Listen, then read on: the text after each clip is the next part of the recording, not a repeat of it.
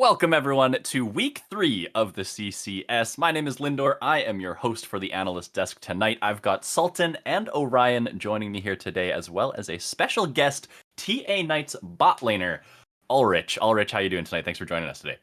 Good. How are you? Doing good, doing good. Happy to be here. This week we have 4 very exciting matchups on the ledger. We're going to go through all of them individually. First up on the stream tonight is going to be TA Knight taking on Yeah OK Infinite. Orion, I'm going to toss this first question to you.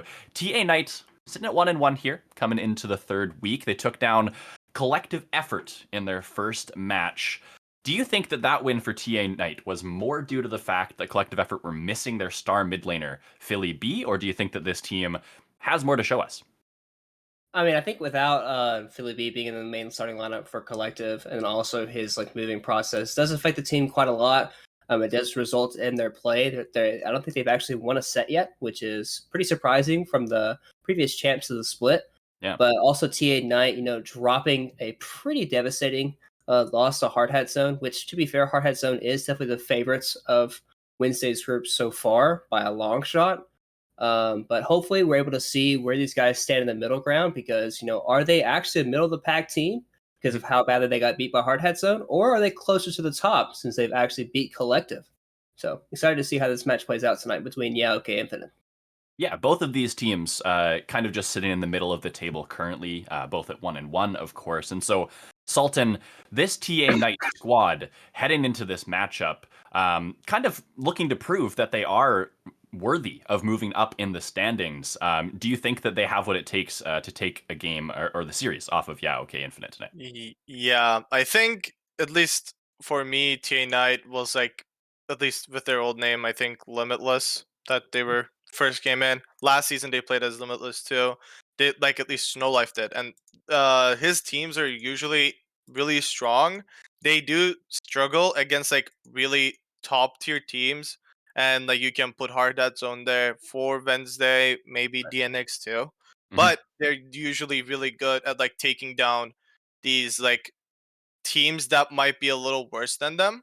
Right. So I think this week's matchup should be an easy one for TA Knight. On the other hand, Yeoke Infant also had a good week one. I think they were able to take down their first week's opponent, which one of my missed predictions on my first pick'ems. So All right. we can maybe expect something from Yeoke Infinite. We'll have to see how things do look in this matchup. Already, obviously, you are poised to be playing in this matchup coming forward. What the two analysts here, what they're saying, does that kind of jive with you? Is that the message that your team is kind of feeling right now? Like, yeah, this should be a game that we win. We want to be making progress towards climbing those standings. Yeah, so our loss against Hardhat Zone, pretty hit hard, but again, we had some problems that we really weren't expecting. Since then, we've kind of adapted some of our playing styles. We've made a roster change. We got a Hadjo mid now. Mhm. I think that's really been the last Infinity Zone, so to speak. He's worked with both Snowlife and myself before. We had some scrims recently, did very well, and I think we have some exciting stuff that we're going to have tonight and going forward. Awesome. Yeah, it's good to see you guys, adapting as you head through the season. Maybe realizing that you have some problems to work on and to resolve, and so taking steps towards leveling up your game is always going to be something that we like to see from our teams. Looking at this matchup from the other side, yeah, OK Infinite are one of the only teams to have both of their series so far go to best of threes. Orion, what does that kind of tell you about this team in that they kind of have that tendency to play the full 3-game series? Well, it probably shows that they're not a complete team yet. They're not a team that's able to go into a series expecting a 2-0. They're having to fight their battles a lot harder in terms of not having a very clean set. Right. And against a team like TA Knight, where you're probably going into the match as the underdog in this game, it's going to be really up to them to play a really clean, smooth game. And when you're playing the best of all 3 games every single time, it's probably not the best look for you. But overall, OK Infinite has had 2 pretty weak games so far. They played Zeal Mhm. Blue and they played Blue Esports Fire, 2 teams that probably aren't going to be around the top of the table Yep. for most of the regular season. So, going into this match against TA Knight, this could be a match where they're looking to prove something to the rest of the league.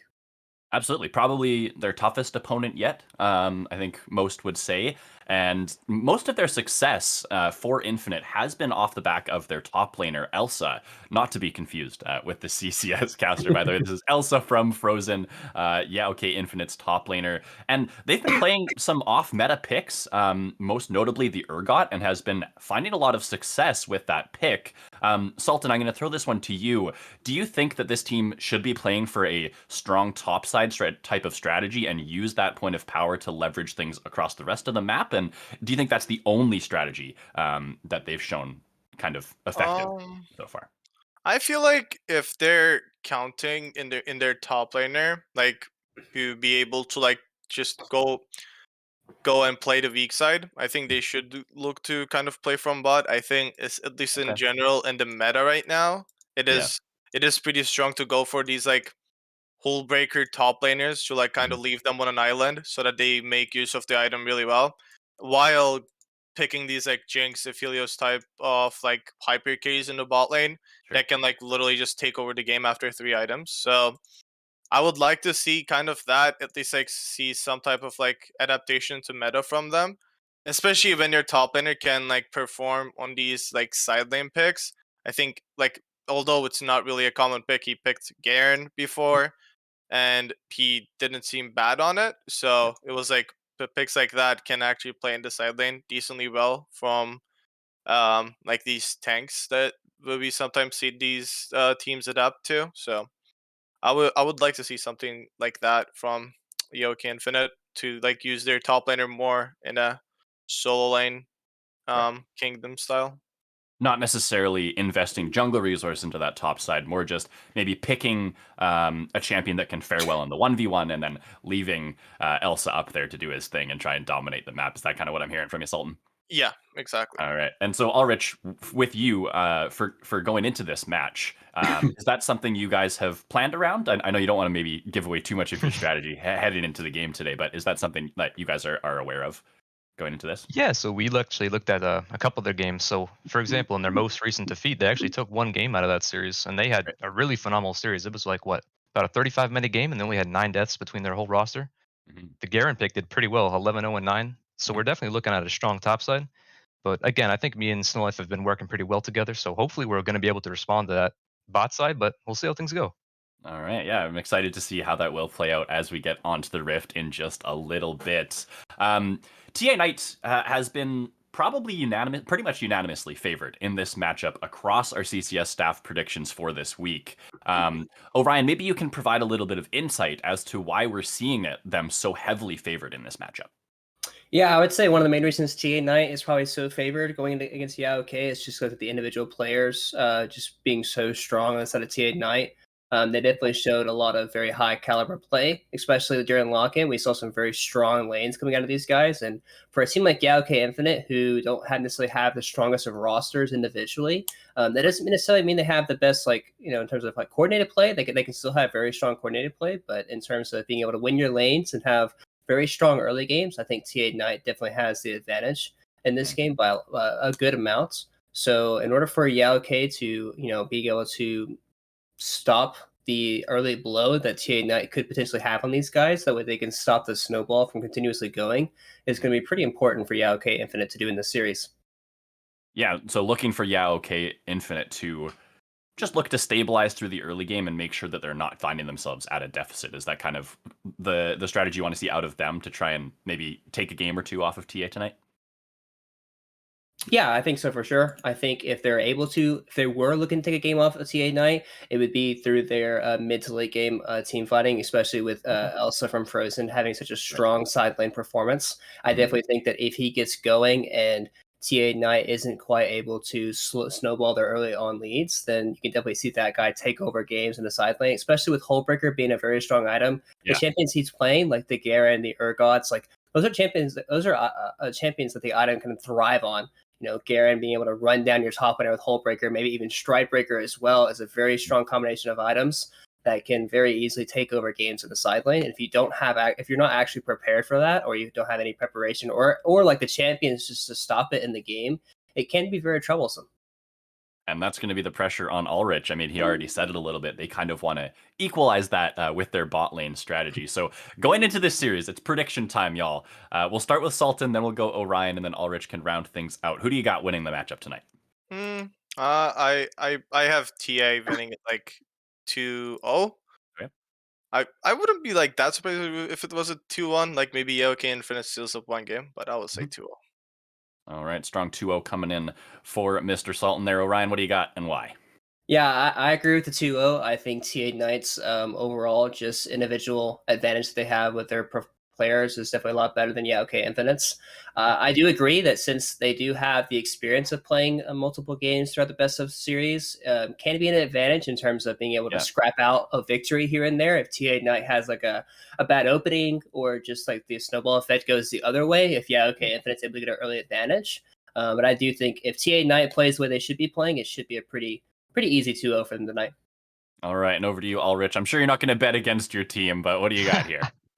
Oh no, of course not. I don't want to disrespect them. I think they got a pretty strong roster, and I'm expecting some pretty good games tonight, honestly. But again, I think it's 2-0 on our side, and I'm actually so confident in that. If you know what, I'm gonna say it right here live. If we don't go 2-0 tonight, I will shave my head. I will go bald. Let it be known. Oh my god! We're coming for you. I mean, Gonna put the locks on the line. Absolutely, yeah, absolutely. I'm that confident. we need to have him on the stream next week too. Yeah, we'll definitely have Make to Good content, sure- CCS. Yeah. get an update there. Putting the locks on the line. That's some confidence You don't- out of the TA Knight 80 carry there, everybody. And everyone on my desk here is unanimous. It's going to be a 2-0 victory for TA Knight. So we'll see if okay can maybe play the upset here tonight. Moving on to our next matchup tonight in our Wednesday conference. It is actually TA Knight's sister team, TA Light, taking on Blue Esports Fire. And for TA Light, currently actually sitting undefeated, perfect 4-0 game score. But with that being said, Sultan, both of their victories have come against winless teams. They won against Red Panda Gaming and Zeal Blue. So kind of what is your overall read into TA Light's ability as a team based on these victories against these two rosters? I guess based on the victories, you cannot really tell much because I think RPG Hofquack and Zeal Blue are kind of like the on the bottom four team caliber for this group. So at least I think that shows that they're better than average. Like they're able to get clean 2-0s against these bottom tier teams, which is a quality that you look for. They're not dropping random games, which is like really says something at least about the team's overall ranking in this division. Uh, uh, and other than that, probably I like just from looking their roster, I think they have a really good all around roster to play Okay. around. So Yeah. Solid roster all around. Is there one player that's kind of a standout for you on this team? I would say Spoozy. I think I said it like previous times that I talked about this team. I think he's a really good and volatile jungler. Can play like some different styles when he needs to. So I think it's just like Spoozy kind of lets this team to play more than one play styles if they need it. So I think Spoozy's like my player too, kind of.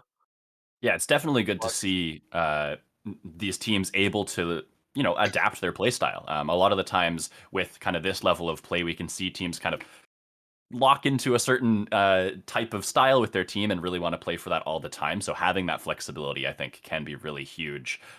Looking at the other side, Ulrich, Blue Esports Fire. Is this a team you faced before? I actually haven't checked yet.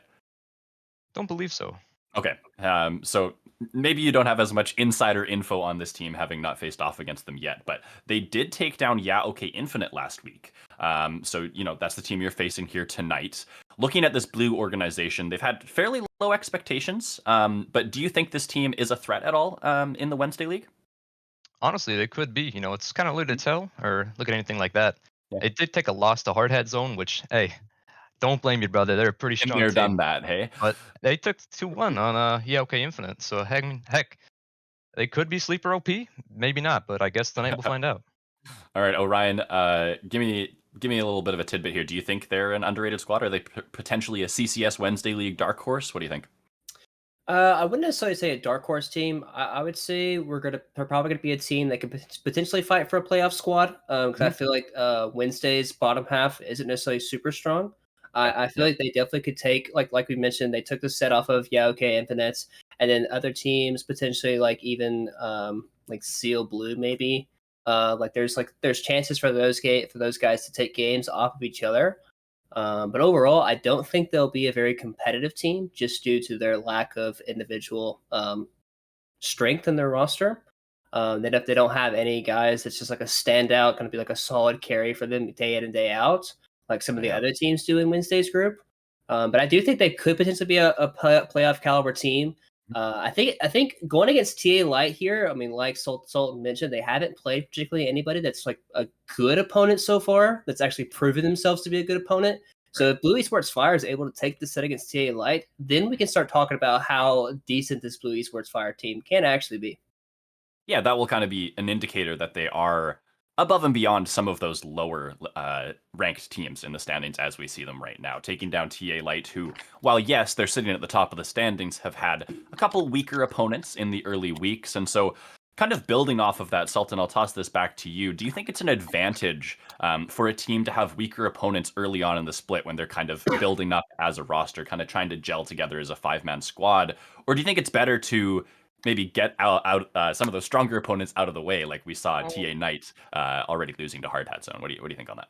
I think facing the easier teams is a little better for earlier on the split. It kind of gives you more time to prep, to get more synergy with your team, and like just get more practice as a whole. And like you win you're gonna, assuming that you're gonna win your earlier and easier games, it's gonna just like build up your momentum until you face these like harder teams at the end. And by the time you're facing the hard teams, you're like, okay, we actually have a better chance that we had when we first started this split. You can kind of get some of the mistakes out of the way early on in the split Yeah. against opponents who maybe won't punish you as hard, right? Yeah. Um, all right, yeah. So for TA Light, I mean, they've had the perfect start here.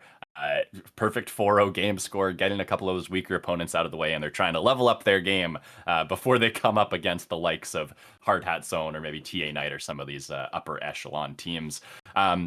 Ulrich, I'm not sure what your relationship is with the sister team here in TA Light. Do you know the members of that team pretty well, or what's that kind of like? Not so much. I mean, I just fairly got recently into TA because of the whole shabacles that went on. But from what I have heard, I mean, their jungler and mid both look pretty strong. Mhm. The last game they played, they have two really good games on Victor, two really good games on Poppy.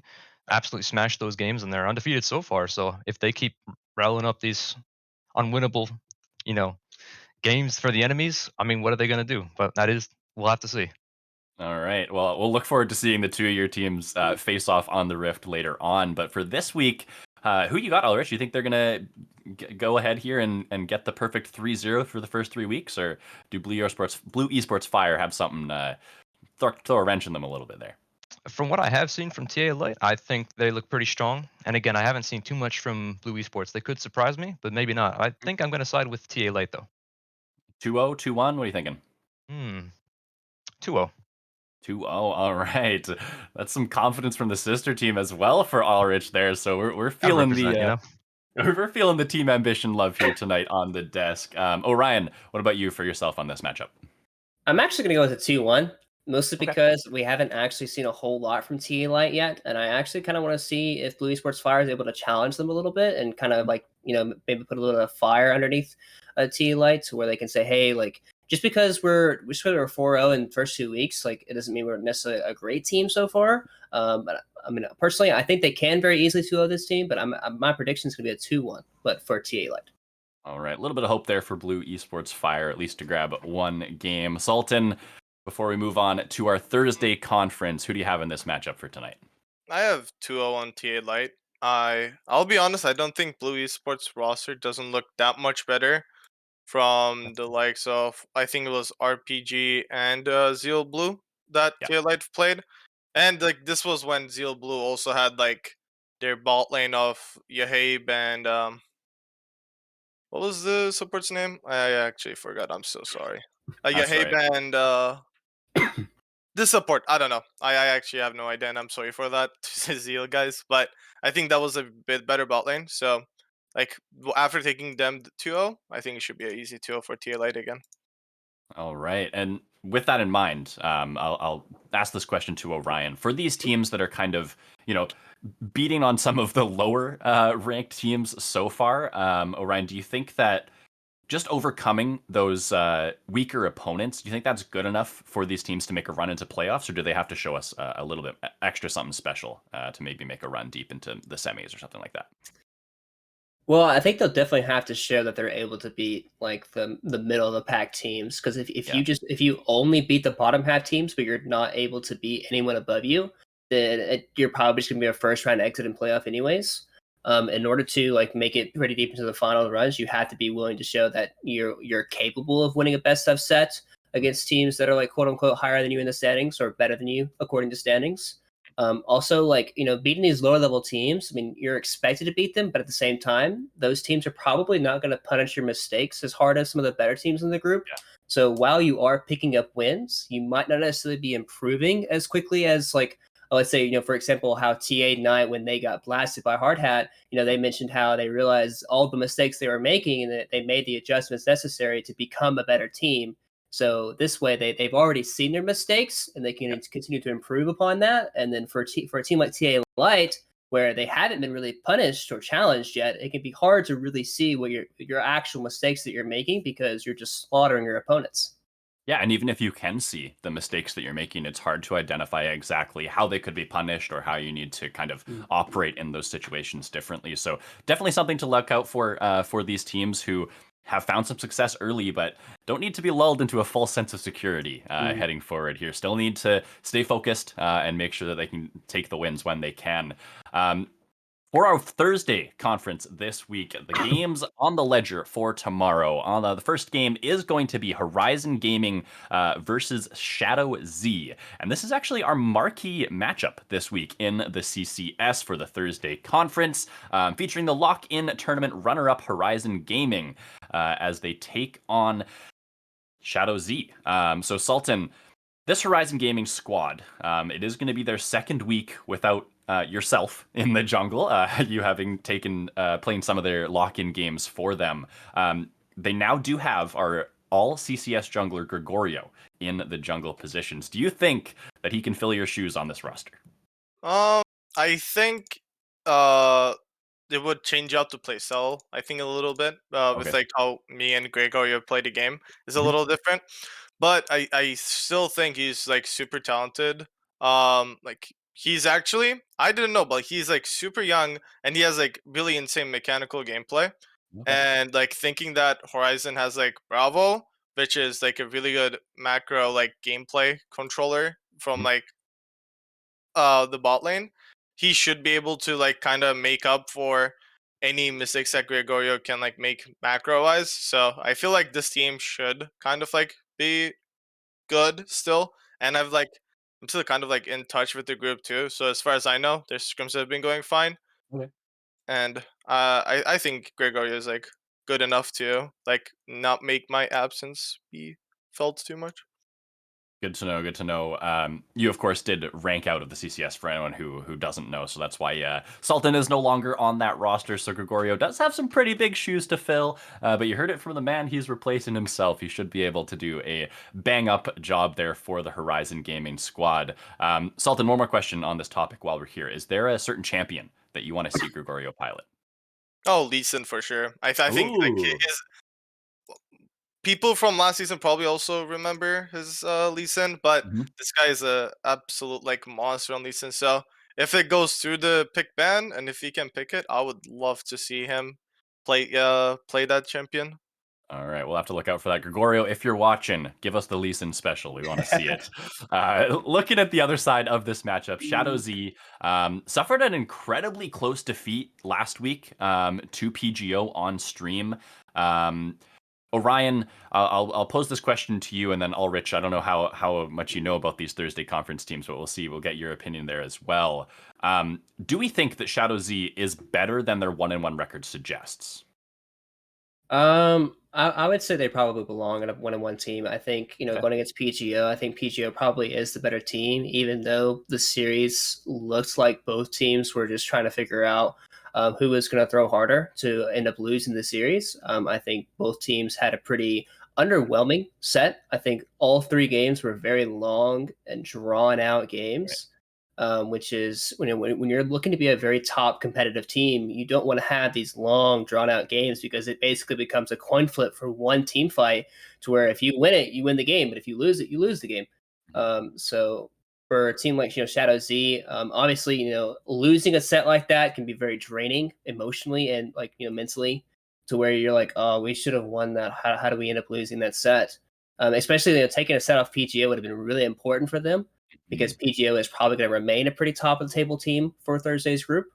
But overall, I do think Shadow Z is probably still middle of the pack, maybe top 4 potentially at their highest peak. Yep. But yeah, I think 1-1 is probably still fine for them. All right, and Ulrich, over to you. With these games being such slogs, 40-minute games, I kind of get your perspective as a player on some of these games. Are those games that you enjoy playing on stage? Do you think that you get a lot out of those games as a player, or is that something where you'd just rather get the 15-minute wham bam, thank you ma'am, take the dub, go home? What do you prefer? That's actually a really interesting question. I mean, sometimes, it might just be a really dreadful game, like, oh my gosh, I cannot wait to get out of this. Right. But other times it's like, oh my gosh, if we make one mistake, we're out. But if we find Mm. one mistake, then boom, we can take this series. It can get your blood rushing. It's some of the craziest stuff out there. Looking at Shadows, I mean, heck, they're 3-3 in game records so far. They know what they got to do to take these games to their maximum. So Mhm. against a team like Horizon, it could be tough, but I'm hoping for the best for both teams. They do know what it takes to get the dubs, and so far their bot laner, ironically, who is called Dirty Mid Main, has really excelled on some hyper carry champions. And so, Ulrich, I'll send this back to you as an AD carry player yourself. How do you think that the enemy team, Horizon, can draft around shutting down the bot side of the map? That's an interesting question because Horizon just recently lost Gomps, who was a phenomenal AD carry. Right. I don't know too much about the new guy, so we'll have to see how that goes today. But it depends. They can either play around him, look to put resources somewhere else. It really could go either way, so we'll have to find out. All right, maybe just ban the Zeri, ban the Jinx. Don't even let him get those kind of hyperscaling champions, and see what he can do on a different champion with a different style. Heading into predictions for this, Horizon Gaming versus Shadows. Sultan, I'm going to send it to you first. Horizon seems to be favored in this matchup so far. Are you expecting this to be a competitive series, or just kind of a 2-0 stomp from Horizon? I expect it to be a 2-0. Not a Okay, stomp, like the games might go close. sure. But I expect Horizon to win. Just because although they did some roster changes recently, I know the ADC that they replaced Scumps with, and Okay. um I don't know how I would compare each those two players to each other, but I know Destrus is a really good player, so I believe in him to not really uh make be a downgrade compared to Scomps. So I'm expecting these series, at least these games, to be close, but I feel like Shadows just don't really know how to end their games, even when they have a Okay. lead. So I just expect it to be a 2-0 either way. Struggling in the mid and late stages does always come back to bite you. So Horizon Gaming with the 2-0 there from Sultan. Orion, who you got in this one? Yeah, I think I'm going to go 2-0-2 for Horizon. I think Horizon's individual level, I feel like adding Gregorio to the lineup and also their new ADC could bring some variance to this set. I mean, we haven't seen Gregorio since Lock-In Tournament and to be honest, watching him in Lock-In Tournament was not Yeah. necessarily super well to see. He had a pretty not great Lock-In Tournament, I would say. He got pretty much shut down against Goldfish Gaming, I think is who he played against. And then also their new AD carry, like Sultan mentions, we don't necessarily know a whole lot whether he's going to be an upgrade or a downgrade. He's probably going to sit right in the middle of what Scomps was doing for this team. So there could be some variance. It could very likely be a 2-1 because Shadow Z has played the best of 3 in every single set so far. So for a team that likes to scuffle, likes to drag out all these games and say, hey, you're going to have to earn this victory. Horizon, might mess up one of these games. I'm going to go 2-1. Yeah, it could be a good test for them. Ulrich, before we get to your predictions here, talking about how this series is going to be so bot lane focused, with the current meta kind of revolving around those hyper carries, do you think there's, something other than the Zeri and the Jinx that really can find a lot of success in late game scenarios, kind of in the same vein as those two?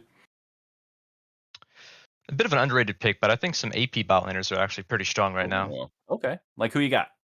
That's a good question. You could look at something like a Swain. You could look at something like an Orianna. Okay. Maybe something even like an Eco with some of the changes that happened recently. It's kind of tough to pull out and hard to play around, but it's really unorthodox, and I think sometimes the element of surprise can be really interesting against teams that really don't know what's going on.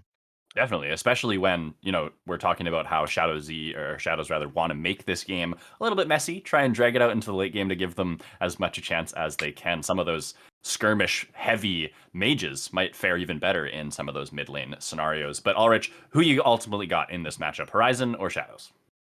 Shadows have been able to drag it out in all these games before, so hopefully I think they'll be able to drag this one as well. But I think it's going to go 2-1 to Horizon's favor. All right, you hate to hear that if you're Shadows. Another rough 1-2 loss if that is going to be the case. But we'll see.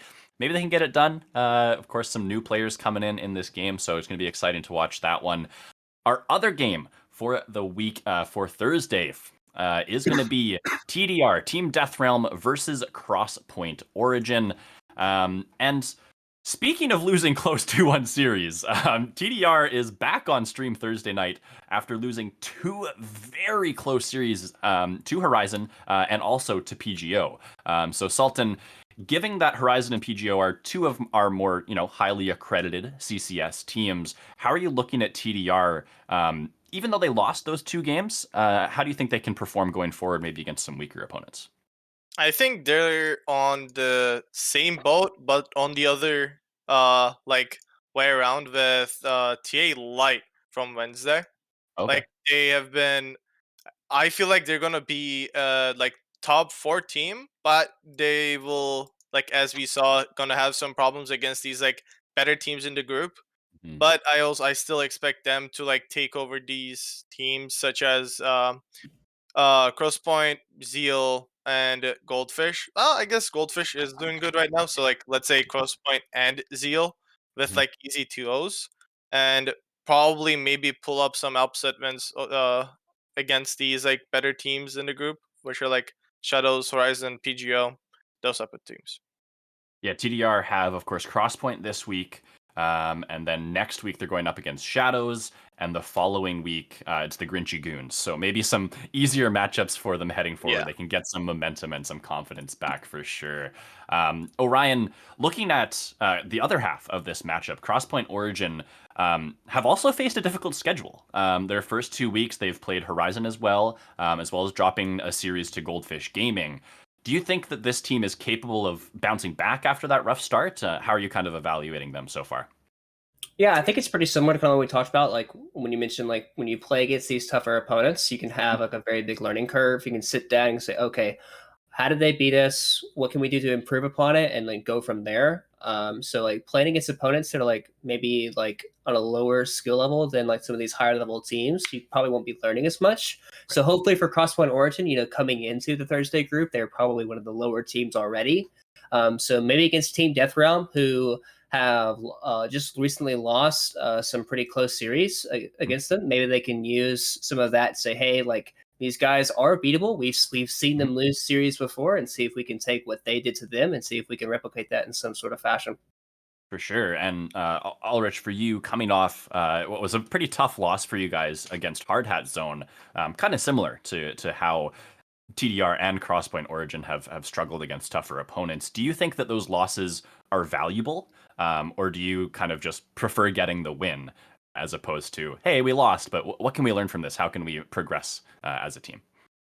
I think they definitely have value, but you got to approach it with the right mindset. For example, if we go into a series against a team like Hard Hat and we get demolished, and we're like, gosh darn, we suck, right? That's not going to be productive. But if you look at Yeah. those games, like, how did we suck? You got to analyze it, Mhm. And both these teams, they played some pretty strong games, matches 1 and 2.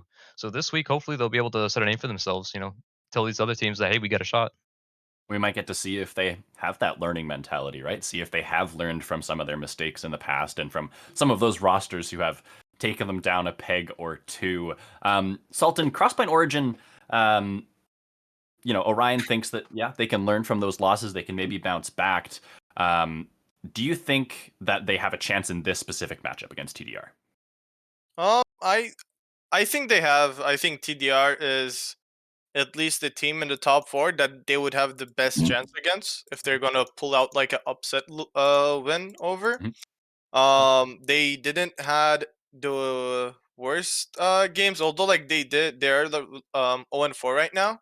They did play against Horizon and Goldfish, and they're probably the like little stronger teams when compared to like Green Tree, Icon, Exile White, and other teams. Mhm. So I would say if they learn something from their losses from previous weeks and maybe coming in with a little bit better prep, I can see them maybe getting a 2-1 win over TDR. Okay. Could be a close game on the Rift. Kind of to follow up on that, on the other side, if Team Death Realm can come away with the win in this matchup, do you think that maybe transforms this team into a playoff contender, and maybe some other teams will start looking at TDR and say, hey, we might want to start looking out for this team? What's your evaluation of that one?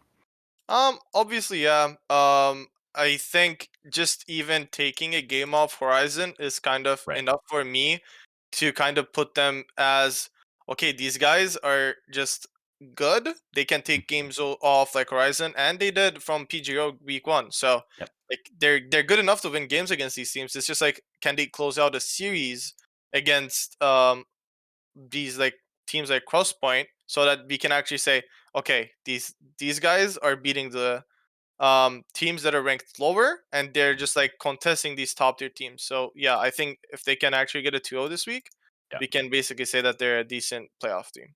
If they can prove that they are definitively better than Crosspoint Origin, then Yeah. we're even more willing to say, yeah, this team can contest for maybe even a push for the top three. So some exciting stuff out of TDR, despite the fact that they have been saddled with a couple tough series losses. Let's get into the predictions here. Ulrich, I'm going to go to you first. TDR or Crosspoint Origin? Who you got? I think Crosspoint Origin is going to take this 2-1. Ooh, spicy. All right. Do you have anything to back that up? Looking at their mid laners performance, they did pretty well even against some of these really strong teams. So Okay. hopefully they're going to figure out how to play some team macro and show us up. Mhm. All right. You like to see it. Orion, let's go over to you next. I think this game's still going to go over to Team Death Realm. I Okay. think, like Sultan mentions, being able to take games off of both Horizon and PGO already cements them as being a good enough team. And then, in order to say that you're a good enough team, you have to beat the teams that are lower than you in terms of like the overall power rankings or the standings itself to submit yourself as a playoff team contender. And I think Team Death Realm will do that tonight against Crosspoint Origin. You say 2-0? Yes, I do think it's Okay. going to be 2-0. 2-0. Orion, are you in accordance? Or sorry, Sultan, are you in accordance with Orion there? I think it's going to be a 2-1 for Death Realm. Okay. I was just going through something and it was pretty interesting. So it was just like the game that they won against Horizon, it was Scomps playing jungle and then the Horizon had a sub Mm, ADC. So wow. I guess taking that in mind, it might like I'm like I can see CPO actually stealing a game from them because like when your only win against Horizon is like when Scomps is in the jungle, it's Right. like not as good. I thought they won when Gregorio was playing jungle, so Yeah, I there's a think it's bit a of 2-1 for TDR still though. okay. So it just makes it a little bit closer there. Crossman Origin may be able to grab a win.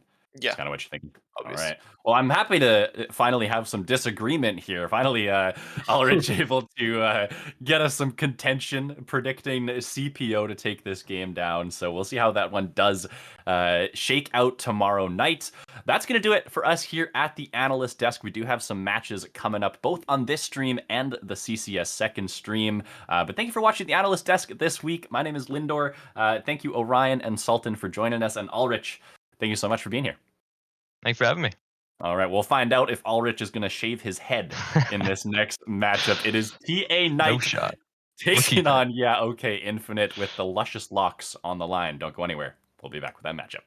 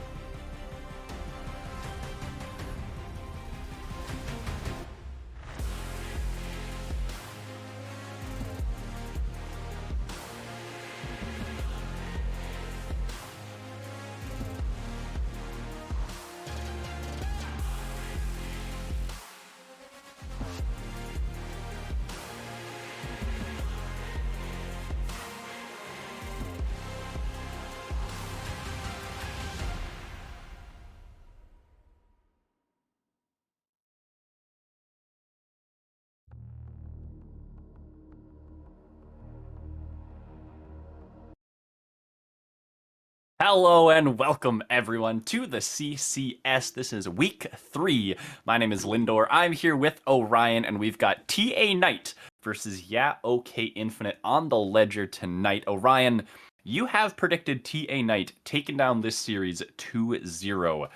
For those who missed the analyst desk earlier, do you want to give them a little bit of why you think that's going to happen tonight? Yeah, I think TA Knight should probably end up winning this set pretty soundly, just due to the fact that TA Knight is the better individual team across the board. Also, I'm interested to see how well Hagio plays tonight. Brandy Miller coming in for TA Knight. So a bit of a roster change here. So we could look to see a little bit of discrepancy there. Really want to see Olveric and Snow Life play particularly well in this set. I think these guys can probably dominate bot lane together and then translate that lead into an overall series win for TA Knight here. Yeah, we've seen TA Knight as we actually look like we're getting some ready checks in here, so draft should be starting momentarily. But for TA Knight, through the victories that we've seen them, they've played a very bot-centric focused team. So I think you're absolutely right. It is going to be Alveric and Snow Life looking to make things happen. And for their new mid laner, Hadio, I'm expecting a little bit more of a utility-focused style for this player. Has some Lissandra games, some Galio games, even maybe like some Ari and Silas as some more, damage-oriented, but still somewhat supportive champions there. So I'm not expecting that to switch up how they want to play the game, as draft is going to be heading in here now. First ban will be the Hecarim. But for Yaoke Infinite, they're more of a top lane focused style. So these teams are kind of clashing, playing for opposite sides of the map. They have the bot lane, the strong point for TA Knight, the top lane, the strong point for Yaoke Infinite, and I'm really excited to see how that will kind of come to fruition as we head through this series. Yeah, and we could very likely see a very split map that happens in this game where Yaoke Infinite puts all their resources into the top side and TA Knight puts all the resources into the bot side of the map. Just kind of makes sense for both teams. And it's going to be a bit of a test of, which strength is just better. Yep. Is TA Knight's bot lane just that much better than Yaoke Infinite's, or is Elsa from Frozen going to show why he's been having such stellar performances in the top lane and continue to do it against TA Knight? So very interested to see. Elsa's Garen does get banned. We talked about it a little bit on the analyst desk about how he was running through people in some of these games. But at the same time, Yulveric, one of his best champions so far, with the Varus pick as well, also taken away on the side of Yaoke Infinite. So both teams recognizing some of the strengths that both teams do have, and respectfully banning out both sides. Yeah, a couple of pocket picks banned away there. Jinx will be the last ban for TA Knight. Not wanting to see that one go over, but that does leave the Zeri up and available here, Orion. Yaoke Infinite, though, not wanting to grab it for themselves. Instead, are going to opt for this scaling mid laner pick in the Victor. I think it's very important for them to pick the Victor up, given that the Corki is still available and the Victor is favorable in that 1v1 matchup. Yeah, Corki has been falling a little bit off. This is about 12.4. Package timing is a little bit less. Right. So he has a little bit less impact on the map. I've been hearing a lot of rumors that Corki's actually kind of falling off in terms of like his overall power in the meta. But we do see the very powerful answer from TA Knight this series. Very strong champion in the meta, being able to do so much damage, and actually a Echo answer that could be in the jungle or the mid lane. Echo as a champion, very strong in the Victor, being able to take the very quick trades into him and being able to dodge out on a lot of what Victor wants to do. So I actually like the pick here from TA Knight. Yeah, it looks like they were prepared not only for the Victor pick, but also for the Zeri to be left up. Yeah, okay, Infinite looks like they might be flexing towards this Caitlyn, so maybe a more lane-focused bot laner here out of them. But no, instead, are actually just going to go for the Aatrox. That is going to be Elsa from Frozen's third most played champion this year in solo queue, so definitely a lot of comfort on that pick. Can really provide a lot in the term of side lane pressure if it does get a lead as well. So I like that pickup for them. Yeah, Aatrox is a very strong, powerful laning champion. Like it's one of the things he's been known for since its creation, and also it's being like since it got rebooted into a lot of its new abilities. But the champion is still kind of the same in the sense that once it gets out of laning phase, it tends to struggle in most of the in most of the mid lane exchanges that ends up happening in a lot of these games. So we do see a Tom Kinch answer, which does allow for that more survivability for this series to just continuously kite out the champions like the Aatrox, like the Caitlyn's, where they're not going to be able to hit the Zeri while Zeri is hitting them. And it can be kind of hard for Yaoke Infinite to actually lock down onto the Zeri. Yeah, and in this lane matchup here between the Caitlyn and the Zeri, as we are going to see some bans coming through here through the second phase. Orion, we all know that Caitlyn is, of course, the lane dominant bully that she is, but Zeri isn't exactly a champion with like short range. I believe it's 600 range on her Qs, which is just 100 short of Caitlyn's auto attack range. So I'm not sure exactly if this Caitlyn will be able to abuse this matchup super hard. What's kind of your read on this one? I think Caitlyn should still be able to abuse the matchup just because Caitlyn can sit in between the minion wave and Zeri can't actually hit Right. Caitlyn unless she uses her E to have her bullets go through things. Which, if she's investing her E to go forward, they might potentially go for like more of an aggressive support, maybe Leona or something like Sure. that, to actually potentially lock down the Zeri. Tom Kinch has no protective abilities until level 6. He is not the old Tom Kinch anymore. He is more of a diving focused support in laning phase now. So if you go for a type of Leona pick, Zeri kind of does have to play a little bit safe. The champion in lane is quite weak. So for a champion like Caitlyn, who is known to be such a powerful laning champion, could pose to where Zeri kind of has to play a little bit more passively. But Zeri can still farm for distance and just kind of play for the scale. All right. Well, for TA Knight, they banned away a couple junglers here in the Zac and the Trundle.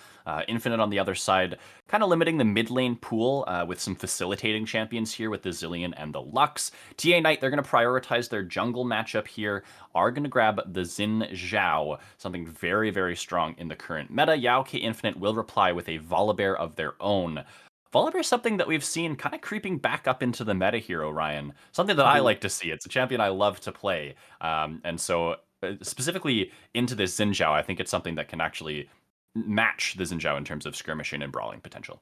Yeah, and it's hard for a lot of melee champions to actually duel into the Volibear due to the fact that he has his empowered W once he W's you twice, Ooh. and also the shield that comes down from the thunder. That just it's so hard to actually duel this champion, and also the gank is very very easy from Volibear. You just run at them with your Q, Yep. and for champions like Echo, where like if he's phase diving forward to challenge the Mhm. victor once he phase dives, it's really hard for him to actually get out unless he procs his passive. So if Volibear's in the area, could see potential there. But we are seeing Rakan support a champion, like I've mentioned, with some lockdowns where if the Zuri does get charmed up or knocked up, Caitlyn can actually return a lot of damage. But it is going to be a Morgana locked in, so it could Yeah. be looking like we're sending Echo into the top lane here, Morgana in the mid lane. Or potentially a Tom Kench top, although I don't think that that's necessarily the best pickup now with Mhm. the nerfs that we've seen. The thick skin not providing as many shields if you don't have allies around. So yeah, we'll have to see how this TA Knight composition does shake out. I think the best Mhm. option is going to be, like you say, Orion, the Echo into the top side, and then this mid lane Morgana. But we'll have to see how they want to do it. On the other side here for Yao K Infinite, the Caitlyn Rakan is a lane that we've seen from them before, something that they're fairly comfortable with. I'm not sure it's necessarily the most dominating duo in terms of putting out the lane pressure, but the Rakan definitely does have engage tools and can try to press the tempo a little bit there. And then across the rest of the map, it's a strong laning top laner in the Aatrox. You already touched on that a little bit, Orion. And then the Victor for some of that late game insurance, I think, here for the squad. Yeah, and another reason why I said Echo in the top lane instead of Tom Kench is that Aatrox will have a field day against Mm, this Tom Kench. This guy will run laps around it, and for a team like Gao and K Infinite that plays so heavily towards Elsa from Frozen, this yeah. guy could have a field day against AOE Kobe. So it's probably going to be really up to Yulveric and Snow Life to have a really strong laning phase or potentially just a very strong scaling because it looks like just from looking at the draft, TA Knight is playing completely for scale. They only want to play for like these team fights where Ziri can just kite around, kite out all these people. But if Aatrox is unkillable in a side lane, they might not ever have the option to potentially team fight around a lot of these objectives, Mhm. which is probably going to be in the favor towards TA Knight. But I see a lot of the side lane pressure, unless you send Echo into that side lane later on in the game, going Right. towards the favor of Yao K Infinite. Yeah, I mean, for TA Knight, they've drafted, well, I say two losing lanes, right? In the Tom Kench and the top side, really going to suffer in that matchup against the Aatrox. And then, of course, we already talked about the Caitlyn against the Zeri, able to really get the better of that matchup down here as well. So, I mean, you said it, Orion. It feels like all the eggs are in the scaling comp here for the Zeri, they've drafted some protection for her with the Tahm Kench as well as this Morgana. And you're absolutely right. They're really just playing for the 1v9 Zeri composition here for sure. The one thing TA does have though is they do have the Hagio playing the Echo into the Victor, where Echo does have a lot of potential to dive onto the Victor, cause a lot of havoc in this lane. To where if Echo starts snowballing and starts getting rolling, this mid lane could be very volatile. I feel like Victor should have a plenty enough time early on into the games where he can just push out waves or just cue him anytime he's trying to dive onto him to like kind of slow the Echo advances. But if Hagio gets rolling in this game, it could be a little bit dangerous on the side of OK Infinite because they don't have actually anyone to really stop Echo from just continuously looking for trades onto this Caitlyn or Victor and him just getting out scot-free.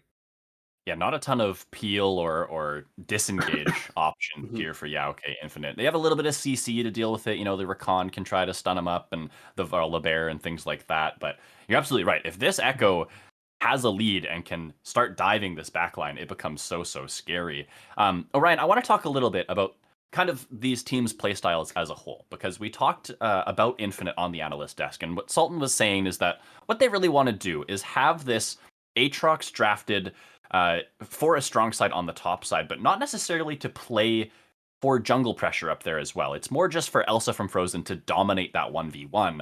And they've drafted exactly that. It is TA Knight kind of saying, yeah, we'll allow you to play for that style. We have confidence in our scaling abilities. And so I love how both these teams have identified their win cons and have drafted 4 compositions to play for that style. Yeah, I completely agree. Aatrox is very strong 1v1 lane into AoE Kobe's Tahm Kench. He definitely should not. Volibear really doesn't have to ever come into this lane. Aatrox should very easily be able to get a huge amount of CS leads. And then for the other side, for the bot lane, Caitlyn Rakan with the assistance from Volibear should potentially look to get a decent amount of ganks off onto Morgana. While Morgana does have the spell shield, it does actually get canceled by Volibear's E. So if that does land, the magic damage from it will break the spell shield, which can allow Rakan to land the knockup potentially onto Yolveric or Snowlife, and can potentially lead to Mischief continuously looking to get rolling. So that's kind of what I want to see at OK Infinite, play really heavily towards this bot side and just leave Elsa on an island just to dominate this top lane. Okay, and so then for the other side, for TA Knight and for Reedy, are you expecting him to try and match ganks on the bot side with some counter ganks of his own? Or do you want him to play more for the mid lane and allow this dive from Hagio to be so potent as we move into the mid stages? Yeah, I really want to see a lot of action towards the mid lane for Xin Zhao Echo. I think if Victor doesn't ever have flash, it's basically just free ganks for Xin Zhao and Echo, being able to continuously get on top of him over and over again. So it's really going to be up to Venom to kind of realize that and say, hey, 2 champions that can get on top of me whenever they want. I have to play respectfully and just play for the wave and not necessarily for the champion damage and start like taking ego fights. That way they're able to just like he's able to save his HP pool and be a lot less of a threat to ganks. Definitely will be the main scaling threat for OK Infinite. So if he does find himself falling behind, that's where he can maybe struggle a little bit on this pick. We have about 30 seconds until we are loading on to the Rift. So we're going to take a short break here, but game 1 is coming right up.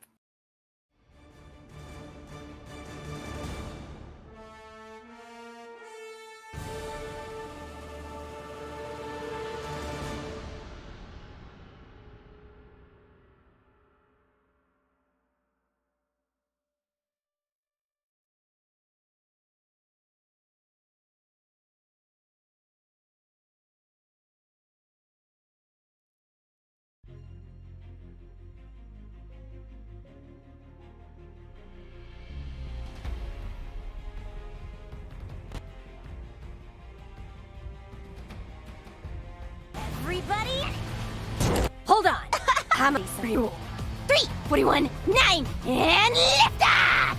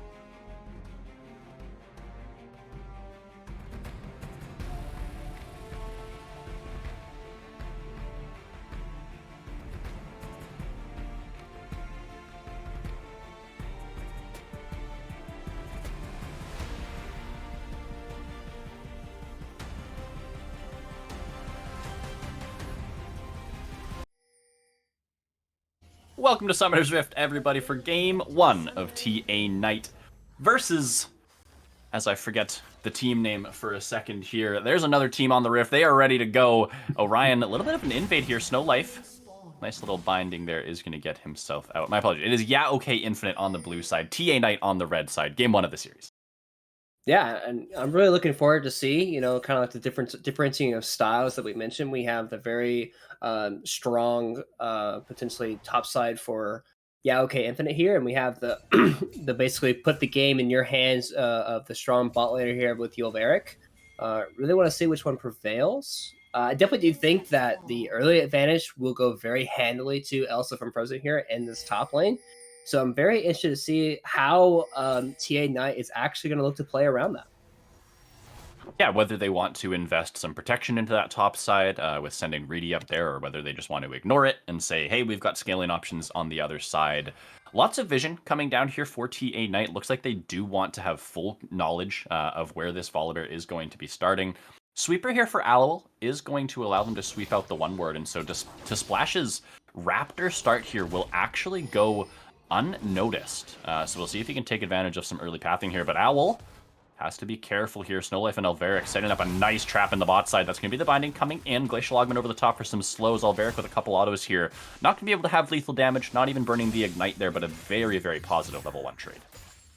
Yeah, and the trade goes unpunished as well because, able to land the binding with a lot of Zuri's early damage means that a lot of damage can't go back over top. Rakan's level 1, very weak as a champion, especially when he uses W over the wall like that. He has no active abilities. So kind of just has to take the trade deficit. But as a support, you are able to take 2 potions, so he's not feeling too threatened in a lot of the cases here. So overall, still feeling pretty good about himself. Yeah, a little bit of an invade here from Reedy, realizing with the wards that they had down in this top side that he's able to go to the enemy's blue, even going to try and steal away the Gromp here. To Splash is on his way to the area, but I'm not sure he's even going to be able to reach here in time. Hasn't even cleared his red buff yet. Such an interesting clear here from the Volibear. Not something I've seen before, Orion. Raptors into Krugs into Wolves, completely skipping his buffs. Yeah, maybe his plan is just to keep his red buff alive for a longer period of time, so where he's can actively look for ganks, but he is going to figure out that he does not have his blue or his Gromp up, so top lane should know he's getting invaded on. Reedy into the top side. Elsa flashing forward, wanting to get the kill, but no, the flash away from Kobe is going to be enough. Reedy now with the red buff on is going to be able to grab the kill, and to Splash is too late to the party in the top side. First blood over to Reedy. Yeah, pretty unfortunate there for Elsa. Probably should have known that once, or at least the communication for Splash should have been, hey, my blue and Gromp's gone. He can very easily be in your top lane. And Elsa just being very greedy with his flash there. Tom Kinch was nowhere near kill threat there because Aatrox was out of abilities basically for the rest of that exchange. And for him to go for that kind of trade was very disrespectful. Absolutely was. Really wanting to try to use that pressure in the top side for this team, and so it's probably something that he's used to going for, those kind of 2v1 outplays. But respect flash from Kobe and nice timing on the gank there from Reedy. He really has such a lead here in this jungle matchup now. It is a double Scuttle Crab take here for to Splash, but with the new season making the golden experience a little bit lowered there on those camps, he doesn't really have much to pick up here, and Reedy, now completing a full clear of his own side, is going to have a massive lead as well as that first blood. Yeah, so being able to clear all of his bot camps here does mean that his camp respawn timers are going to be quicker than the Volibear's respawn timers, so he's going to be able to continuously clear the camps a lot quicker than Volibear will be, just due to the camps just being up and alive. We are seeing this mid lane matchup basically just being kind of what we talked about, how Victor will be able to control the wave, being able to where Echo can't actually answer too much, but when Echo starts hitting his higher levels and lowering his CD's abilities, you'll start actually seeing Echo really start winning out on these trades. Yeah, Hadjo with the Ignite choice here in his Summoner spells. Is Kobe actually going forward with the Abyssal Voyage? Gonna find a stun onto Elsa from Frozen, who doesn't have Flash, and now the autos are coming through. The chase down will be going down. Kobe with a solo bolo in the top side. We do have more exchanges in the bot lane, though. Binding does land. Gank, binding comes through. Flashes are available here. Reedy now has a shield on. Is going to be trying to go forward for this gank. To Splash is going to be here. That's going to be the grand entrance coming through. Mischief and Owl still on the chase, or on the retreat rather. To Splash now is flashing forward, wanting to get a kill back here for himself. Reedy is in a lot of trouble. The lightning comes down right across his back, and to Splash will be able to make it in time for the counter gank. Now pushing a little bit too far forward though, Alveric. Oh, Peacemaker finds its mark. Owl though is going to get flashed on. Snowlife grabs the kill. Is going to get stunned up, going to get clawed to bits. Okay, a couple kills onto the Volibear, one back over. I believe that was a 2-for-1 overall. Yeah, very scrappy exchange, both in the top side and the bot side here. Seeing multiple kills come across. We see 3 kills going the way to Infinite's bot side, and then we see the solo kill happening in the top lane here too.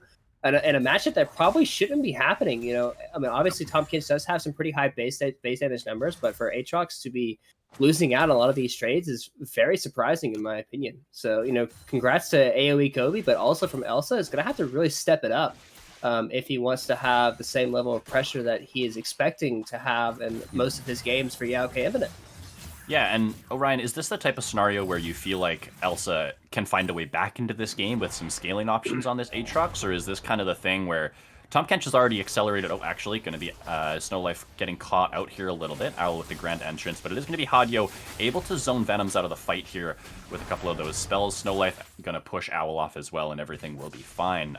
But back to this top lane matchup. Is this a type of scenario where, hey, Tahm Kench already has the Bramble Vest, he's already got the anti-heals, he's going to be getting very, very tanky, and is he just going to be able to withstand the onslaught for the rest of the game here, or are there options for Elsa moving forward?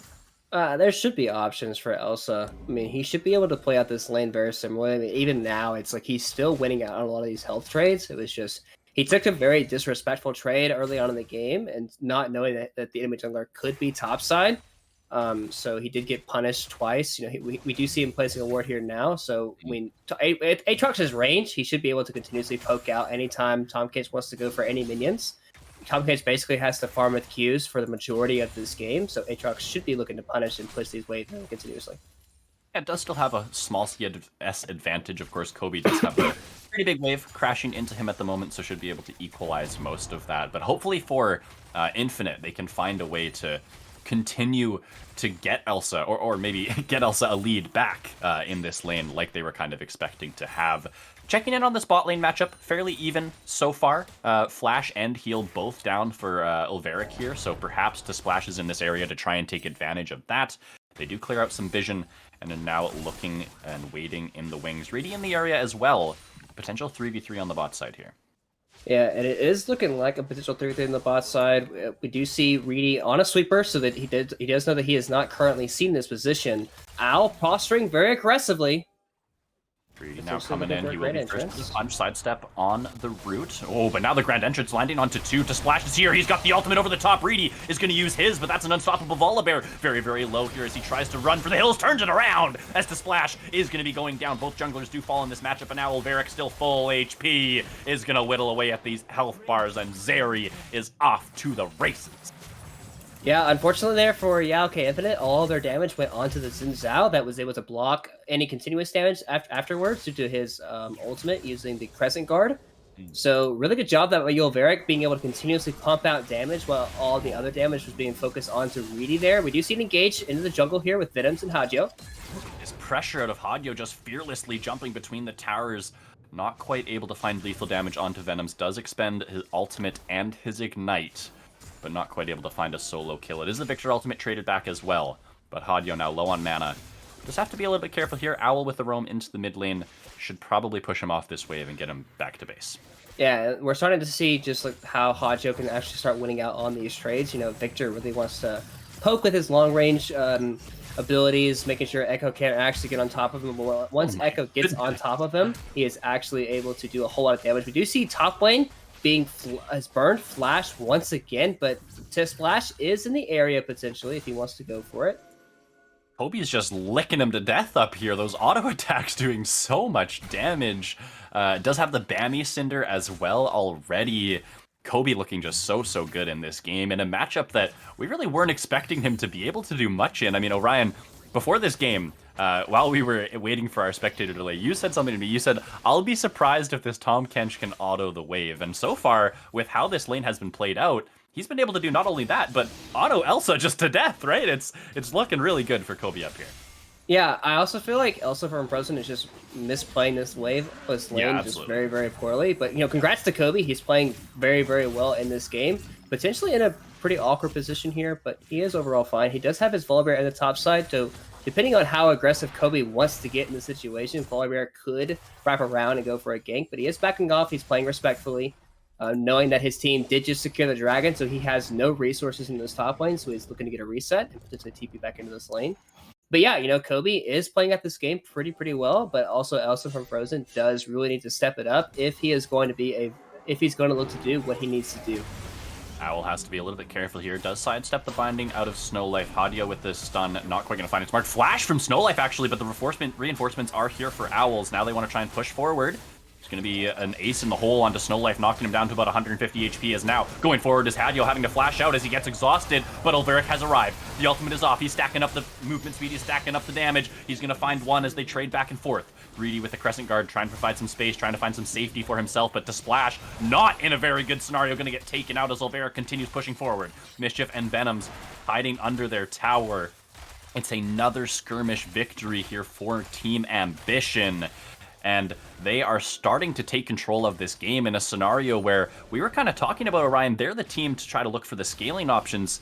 Greedy, though, might be a little bit greedy on this play. Venom's trying to do what he can. Does have Owl in his back pocket. The flash is not going to be enough. And Reedy, look at the aggression out of the TA jungler here. Yeah, and this is really what the core of the mid jungle and ADC they really want to do. They really want to have these skirmishing fights where they're able just to use all of their abilities in very quick succession, being able to just have these very quick bursty fights that, champions like Victor doesn't really want to be a part of. He doesn't want to be a part of skirmishes. He wants to be able to control areas with his abilities and not have people get on top of him. And champions like Jin Zhao and Echo and Zuri, they want to be in those close quarters skirmishy type fights. So really good job by TA Knight using their composition to what they're meant to do. Absolutely, playing it well, winning in almost every lane, other than, you talked about this Victor matchup, how he has so much wave clear and so much control there, has really been able to farm things up despite some of the pressure that we are seeing come out of Hajo as he dives forward there again, looking for some aggressive trading. But looking at the rest of the map, yeah, Elsa from Frozen still doing okay, and actually we are seeing a Rift Herald dropped here in the bot side, so the plate total will be equalized on this play, and maybe that means that things are starting to look a little bit better here for Infinite. Yeah, we are seeing Snow Life walk up close to this tower. Binding does land.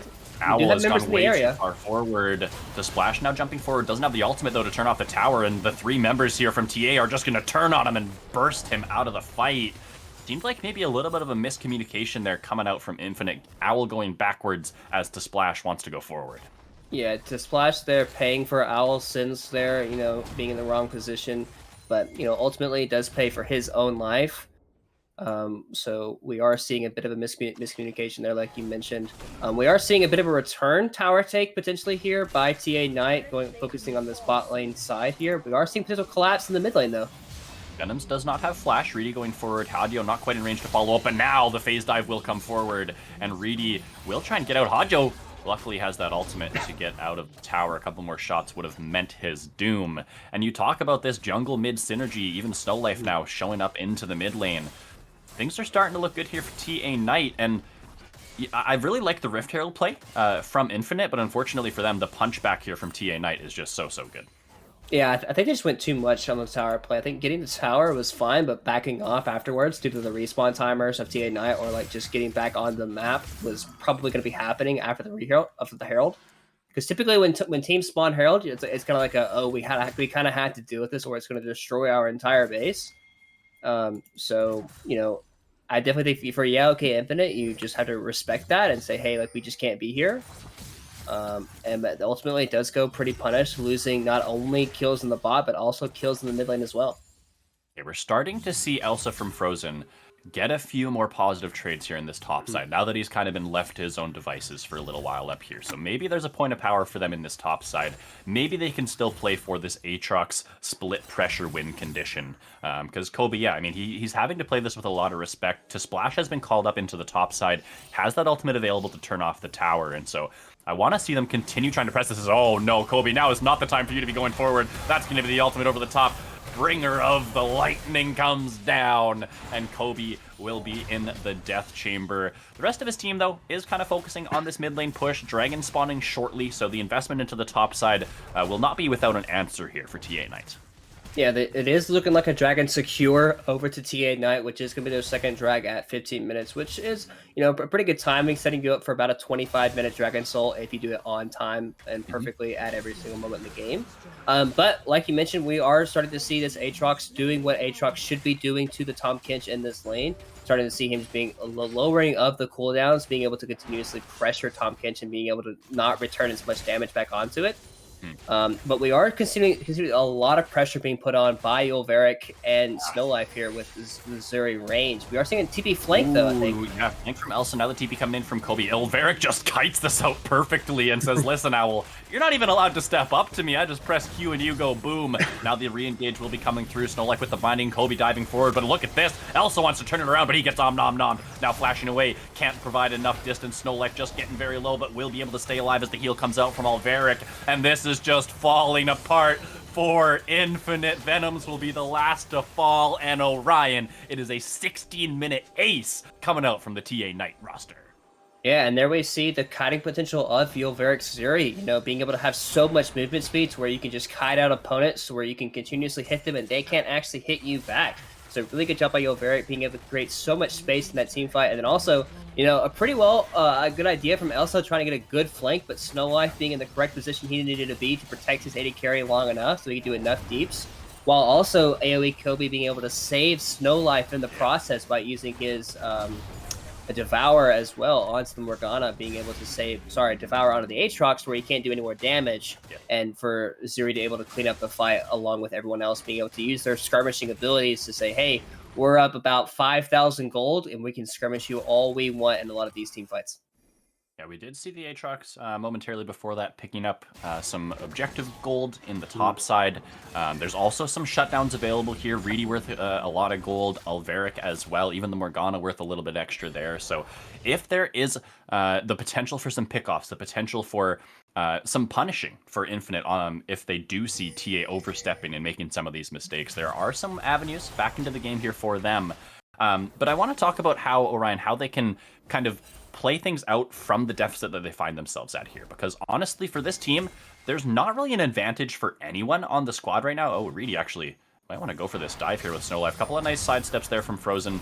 I think means he'll be able to get himself out of here. Yeah, it should be fairly safe there. But Orion, how do you see sort of the rest of the game coming together from the side of, Infinite? I would say it's probably going to be up to Owl and Splash to be able to work together to pick off some of these key members with a lot of the objective bounties. We do see Zuri sitting at about 600 gold bounty itself. We do see Owl potentially looking onto Hagio. Hagio does have the ultimate, so he can go back at any time, so it's not like he's in a lot of danger. Plus, the top side jungle does belong to TA Knight currently, due to all the resources they have there. It's going on a mischief, though. Pressing forward, has the spell shield available, is now going to get knocked up in the air as Owl goes forward. It does have to expend the ultimate. And bot lane, actually, we have some fighting here as well. Kobe just going forward. Venoms. I mean, you talked a little bit about this side lane pressure, but this is not the matchup that you want to be seeing if you're a Venoms in the side lane. Dive now into the top side. Ulveric running for his life. Frozen just going to get absolutely CC'd up, knocked into the air, taken out. And TA Knight are starting to take a stranglehold on this game. Nice pick off there, 1v1 kill for Kobe in the bot side. Nice coordinated dive here in the top side as well. And this Herald is going to put in so much work, Orion. Yeah, and this is why we wanted to see, Aatrox have a very strong laning phase, because, just right there that case, like, Aatrox tries to go very aggressive on Azuri, and Azuri just bolts away and says, haha, you can't hit me. And Aatrox just has to sit there and says, oh, well, yeah, you're right, I can hit you. We are seeing more engages in the top side, though. Yeah, the Splash and Venoms trying to go forward with Owl here. They are going to use the exhaust onto Reedy, but the rest of his team has now rejoined. And so the 3v3, it does not at all go in Infinite's favor. Kobe still licking away, slapping away at this bot lane tower, means they should have even more gold under their belts. And we're not even 20 minutes in. Baron spawning in 20 seconds. This is already such a massive lead, such an impressive performance from the TA Knight squad here. Hagio in the bot side, once again looking for a collapsement. Elsa from Frozen has stepped too far forward once again, going to get eaten up with the Devour. Hagio, a couple more auto attacks, should be able to take this one out. Does actually have to expend the ultimate, respecting the fact that that third Q could have chunked him out pretty low there, but they will ultimately grab the kill. Yeah, Elsa from Frozen just not having a great game. So far we've seen multiple trades for him just not going his way. Trade after trade. You're currently sitting at 1-5, and Aatrox as a champion is a very strong mid-game champion, but when you're this far behind, the champion is pretty useless in a lot of these cases. We are seeing the third dragon spawn, and TA Knight is already in position, so it's looking like, yeah, okay, Infinite's just going to have to get this up. Potentially look to clear out some of the vision that's been placed by TA Knight over this Baron side. But overall, this shouldn't be much of a Baron take. They don't have the most Baron damage in the world. Yeah. Plus, with Dragon being already dead, they don't have much of a time to kill it anyways. So it's going to look like TA Knight's just going to keep pressuring these waves and keep pressuring these towers. And it's going to be up to Infinite to somehow find a way to stall out this game. Reedy is pressing forward here. Not looking like there's going to be a fight, though. Just kind of looking to press Infinite out of this area of the map, clear out a ton of the vision, and now it is going to be the Baron threat from TA Knights. Just one little spot of vision left around here for the Infinite squad. They really cannot see very much in this Fog of War. Baron has now been started up. Some members in the area looking to fiddle around, but it looks like maybe the call here for Infinite is just to push the mid lane, try to grab some objective bounties. They realize that they really can't go toe-to-toe right now in a 5v5 scenario. So using this opportunity to get something back on the map, it will be the Baron, very easily picked up here from TA Knight, but it is going to be probably at least one tower here in the reply. See if they can get any more as the collapse is going to come through here. Kobe going forward. Find some space here with the Victor abilities. Is going to let them filter out towards the bot side of the map. Ulveric on the chase here. Does have the red buff. Does he want to go forward for any kind of hero play here? I think it's very, very risky. The rest of his team just going to look mid for some more priority. And looks like they will get the counter push here in the mid lane. They've wasted enough time that, yeah, an objective bounty did get picked up, but the Baron has gone over to TA Knight, and now they have control of the map. Yeah, and they should actually not be allowed to re-enter this mid wave here. AoE Kobe could look to be pretty aggressive here, choosing to play a little bit safer. Binding does land. Here he goes. Ooh, going forward, but they don't have Ulveric here. This is very, very sketchy. This could be an opportunity for Infinite back in the game. Kobe does have to flash away. Thick Skin and the Morgana Shield will buy some time, but they just turn it back around. Owl on this Recon is so squishy in these fights. Just gets absolutely eviscerated there, and unfortunately I thought that was going to be an opportunity for Infinite, but some nice peel and some nice respect flash out of Kobe means that they're actually able to come on top again. Yeah, and we're just continuing to see a lot of just pressure being built up by TA Knight here. An easy 10,000 gold lead at 22 minutes is definitely what you want to see for TA Knight here.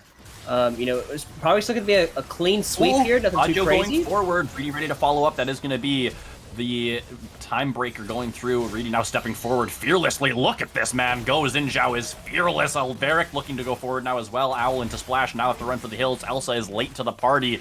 Owl just gets destroyed as Ulveric peppers him with the auto attacks on Zarian. Now Frozen might be the target. He thinks he's safe under the towers, but he absolutely is not. That's a big bear, but he's just not big enough. It's 4 versus 0, and it will be TA Knight with their second ace of the game. TA Knight with a very convincing Game 1 victory. And that is going to be a Game 1 victory going over to TA Knight here. TA Knight flexing their muscles here a little bit, especially AoE Kobe. Winning a lane, he had no reason winning at all whatsoever. Just telling Elsa from Frozen, hey, you might have had a good week against some pretty weak teams so far, but now you're playing against a much better team. Going to have to play with a little bit more respect if you're going to want to come out on top of some of these games here. And, for TA Knight, Ulveric and Snowlife, Ulveric coming on to the Analyst Desk saying, hey, if we don't go 2-0, I'm going to shave my head completely. Playing the Zuri going 8-1-6 is definitely a sign of saying he really doesn't want to shave his head. And, kudos to him for having a solid game. Absolutely, yeah. 8-1-6 on the Zeri. Really, this whole team playing really well for their win conditions, I think. You're absolutely right. Kobe playing fantastic in a matchup that we thought he had no business doing anything in, and really was just going to be scaling up to try and be kind of just a devour bot on the Tahm Kench, but actually had way more of an impact in this game than we expected. And so, yeah, I mean, big congratulations to TA Knight. Ulveric, your hair is safe for the time being. We'll have to see as we head through the rest of this series moving forward. But Orion, before we do take a break before Game 2, what are some adaptations you want to see here? You talked about how, Elsa playing a little bit disrespectfully, maybe a little bit too cocky up there on the top side. Looked for him to maybe rein that in a little bit. But other than that, was there some other adaptations you want to see from this Infinite squad? Yeah, I think for Infinite, they would just take a lot of very ego-y fights for a lot of this game. I think also For Yaoke Infinite, I think when you pick a champion like Aatrox, like you're expected to win that game because as the game progresses, you're slowly gonna fall off and you're slowly gonna become a champion that's just very, very useless in a lot of these fights, especially against champions like Echo, like Xin Zhao, like Zuri that are very mobile, very kind of want to be in your face. Aatrox like champions that likes to come into him, not very, very very quick or very mobile at a lot of times throughout the game. So if Yaoke Infinite does want Elsa to play these kinds of champions in these games, he's gonna have to really step it up, or else I would honestly just put him more on like a more scaly tanky type champion and maybe play more for Mischief and Owl going into this next game. We've also seen Venoms have a few really incredible pop-off games in the CCS already this year. So maybe giving him a little bit more early game agency might be a little bit of a better look for them. Yeah, they wanted some scaling options in the Victor there in that composition, but I think if you can give Venoms something that he can push the tempo with in the early game, that can be another solo lane matchup that they can really play off. So we'll see if they do want to make any of those adaptations headed into game 2. We're going to take a little short step back here as we do wait for that one. Don't go anywhere. We'll be right back.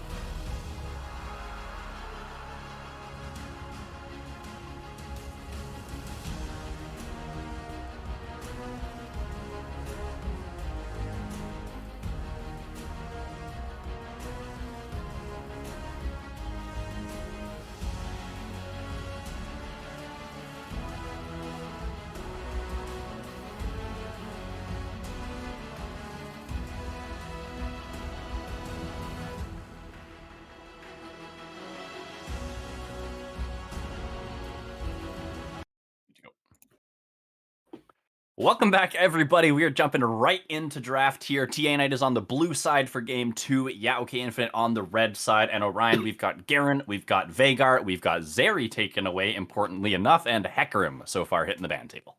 Yeah, so a little bit of an adaptation here for Yaoke Infinite, banding up the way the Zuri. I mean, pretty smart. Yolveric had a very strong game on it, and also with TA Knight being on the blue side, a very capable B1 pit champion that would very likely to pick up. That does mean that Yaoke Infinite does end up leading up the Varus, which is a very strong Yolveric champion as well. Not sure if they're going to B1 that, because Varus is a champion that can potentially get punished in lane by some aggressive picks, depending on how Yaoke Infinite wants to play that lane out. It does look like it's an Ezreal angle here for TA Knight, though. I really, really like this. Mischief's most played so far this year is the Ezreal, followed by, I believe, the Jinx.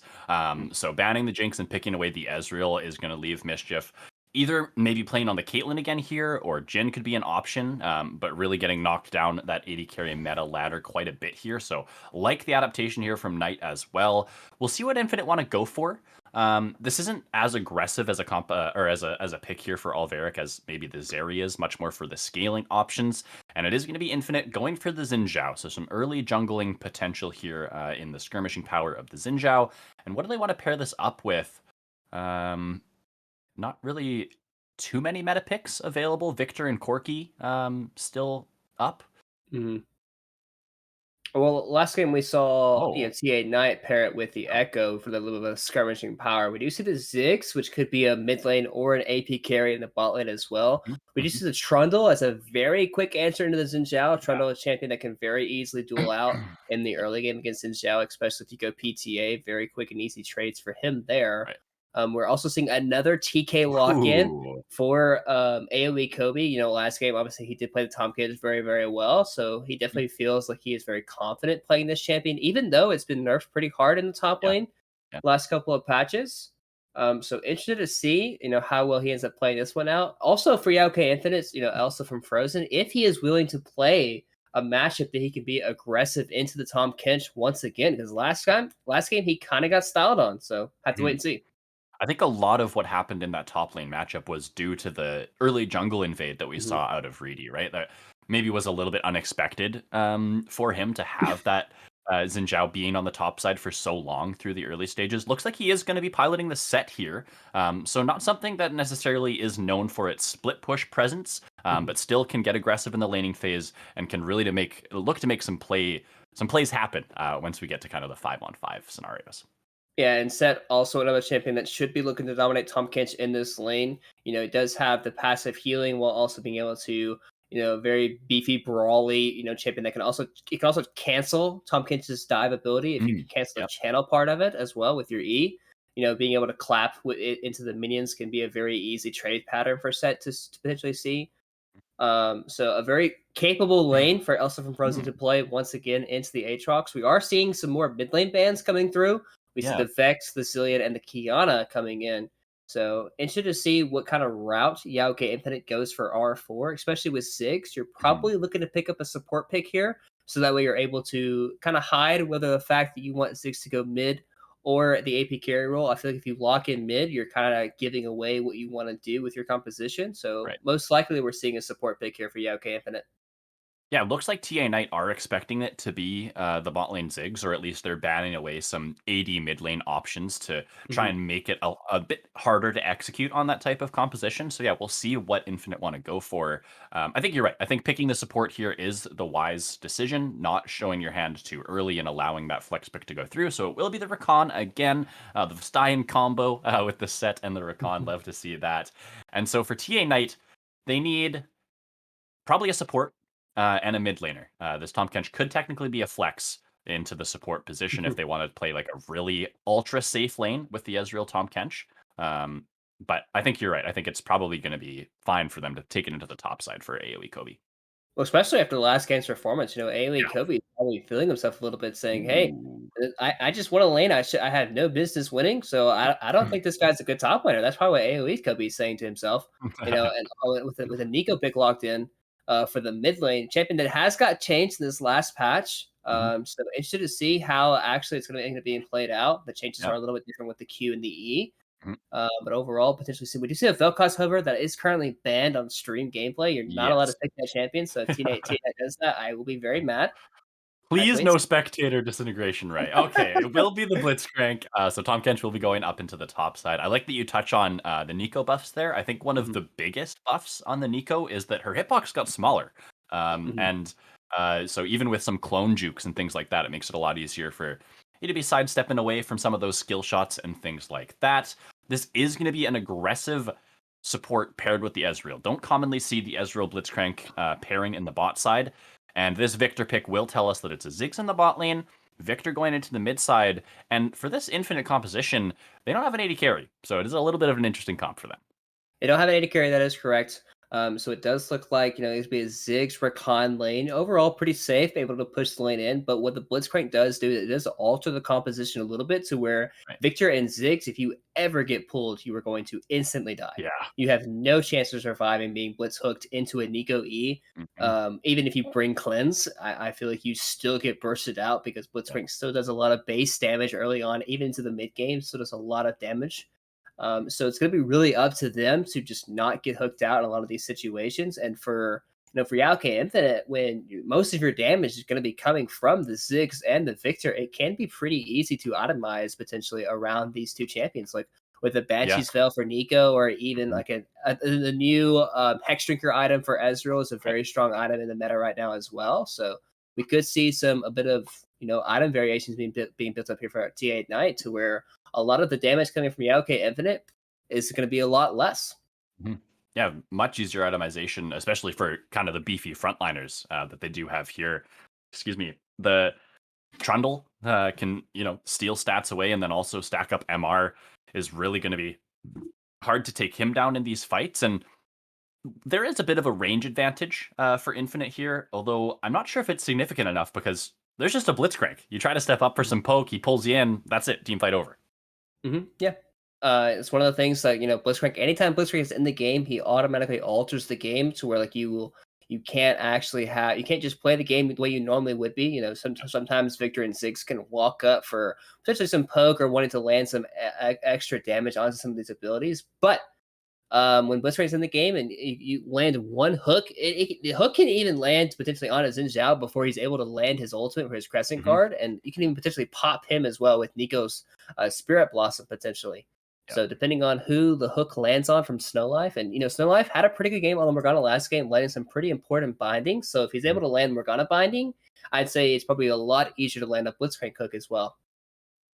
Yeah, a little bit faster projectile speed on that skill shot for sure. And we haven't really talked much about Snow Life this series. He was on the Morgana last game, so, a little bit less agency on that pick than something like the Blitzcrank. But this is really the player that for TA Knight has provided a lot of the playmaking. And we didn't see it as much in the last game, I think mostly just because the game was kind of out of control before Snow Life could even really get involved. But here on the Blitzcrank, I want to see what Snow Life can get done through not only the early stages, but also some of these mid-game scenarios around objective fights and things like that.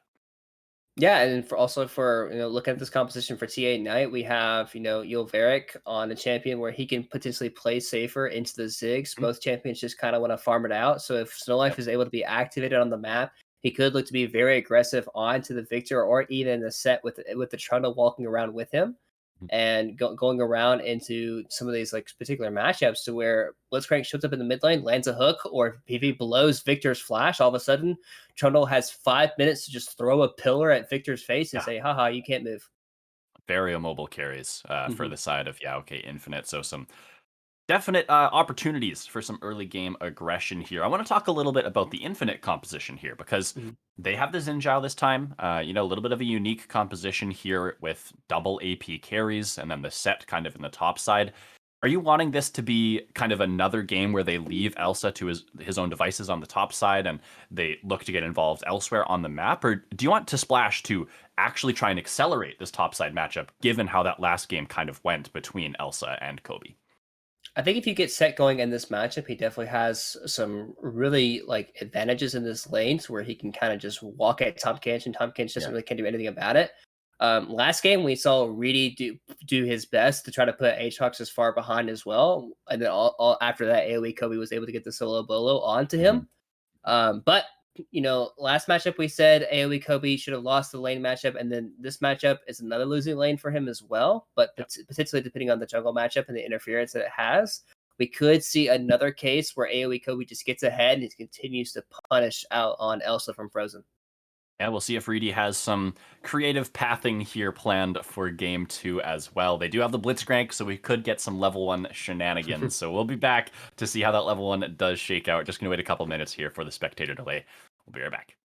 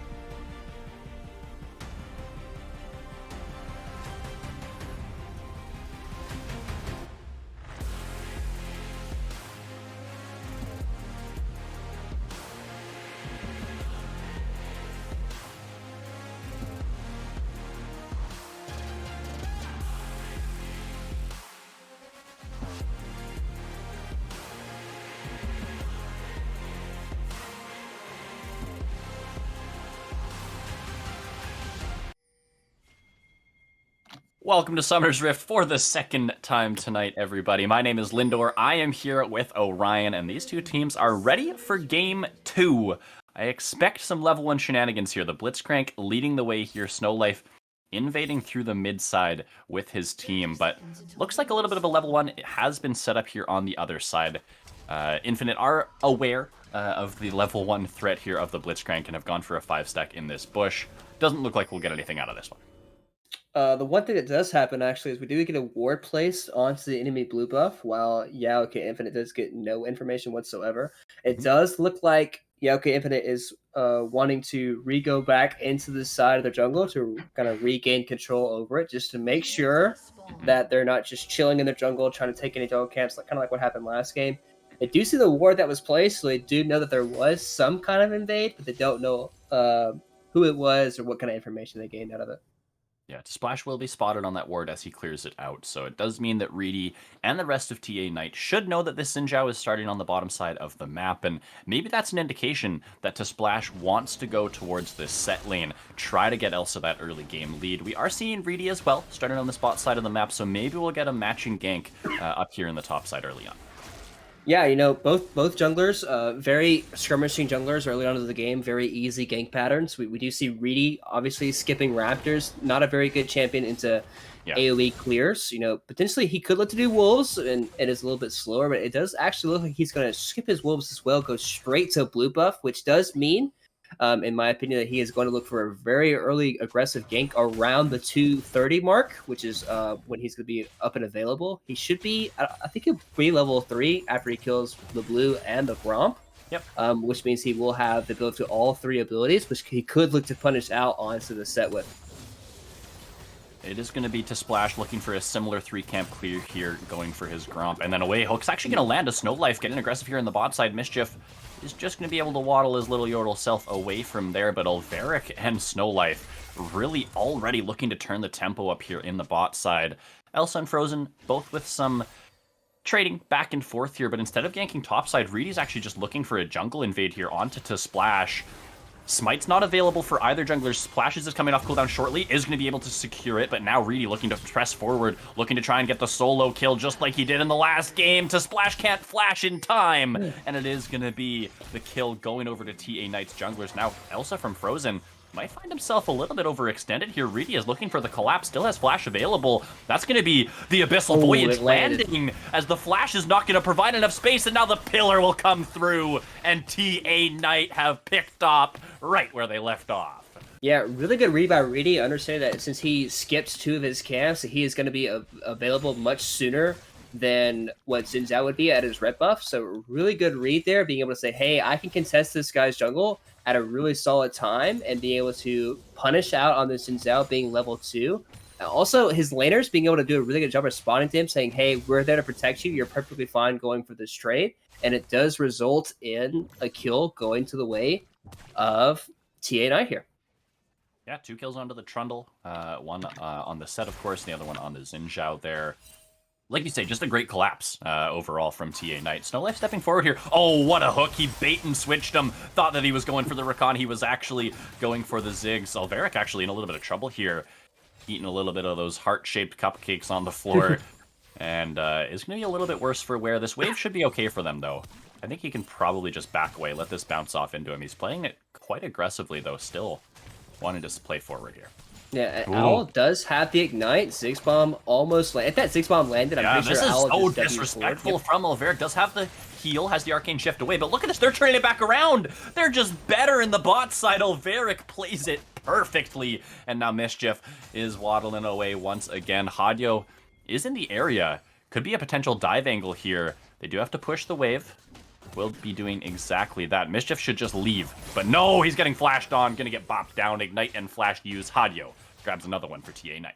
Yeah, TA Knight showing their prowess of an individual team. It was one of the reasons why, TA Knight was so favored going into this matchup, saying, hey, this team is just the better team in this matchup. AoE Kobe continuing to dominate in this lane as well.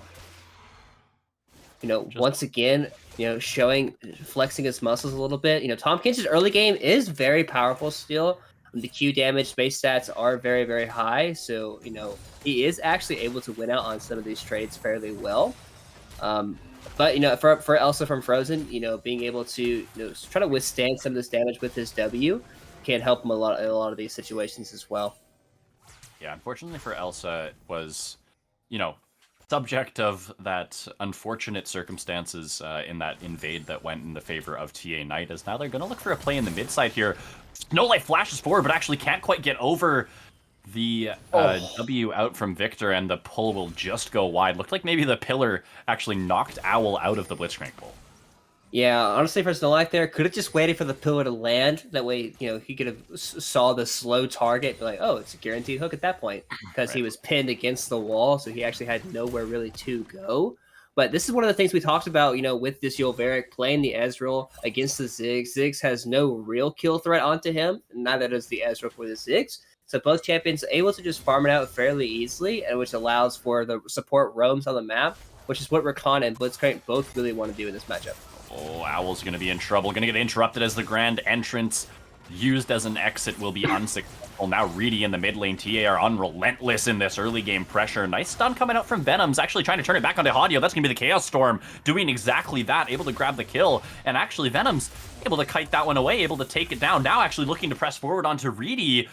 Does have the speed up there on the Trundle, but he has to be careful here. Snow Life is in the area, but so is to Splash. They're ready for a re-engage. Snow Life stepping forward. Reedy showing some respect for the time being. Ward does go down. To Splash has been spotted. Knockup is going to come through here as the stun will land. Snow Life luckily has the mana barrier, and now the pull back. To Splash under tower, has to flash away.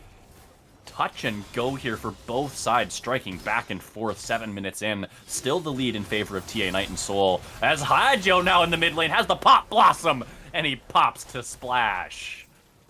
I mean, really good job by Hajo, being able to say, hey, to Splash, just not respecting me here, being able to just burst him out with his level 6 ability, using Yolveric's body there as a way of blocking out his level 6, actually, to where he says, hey, I'm only a level 5 Ezreal. You don't know who I am, but he's actually level 6 Nico with her ultimate ability, being able to burst out this Xin Zhao here, building up a 3.5k gold lead at the 7:30 minute mark. Love seeing those Nico clone type of plays. When you use the W to go forward and then press R immediately after, there's actually about a half a second of time where the Pop Blossom animation is kind of invisible as she comes out of the clone. So definitely optimizing that incredibly well. Love to see those sort of Nico baits with switching into other characters. So nicely done there by Hadio. The new mid laner here for TA, definitely showing up on the day. Yeah, we're starting to see a little bit of a stall out here. Reedy is invading the jungle with Snow Life here.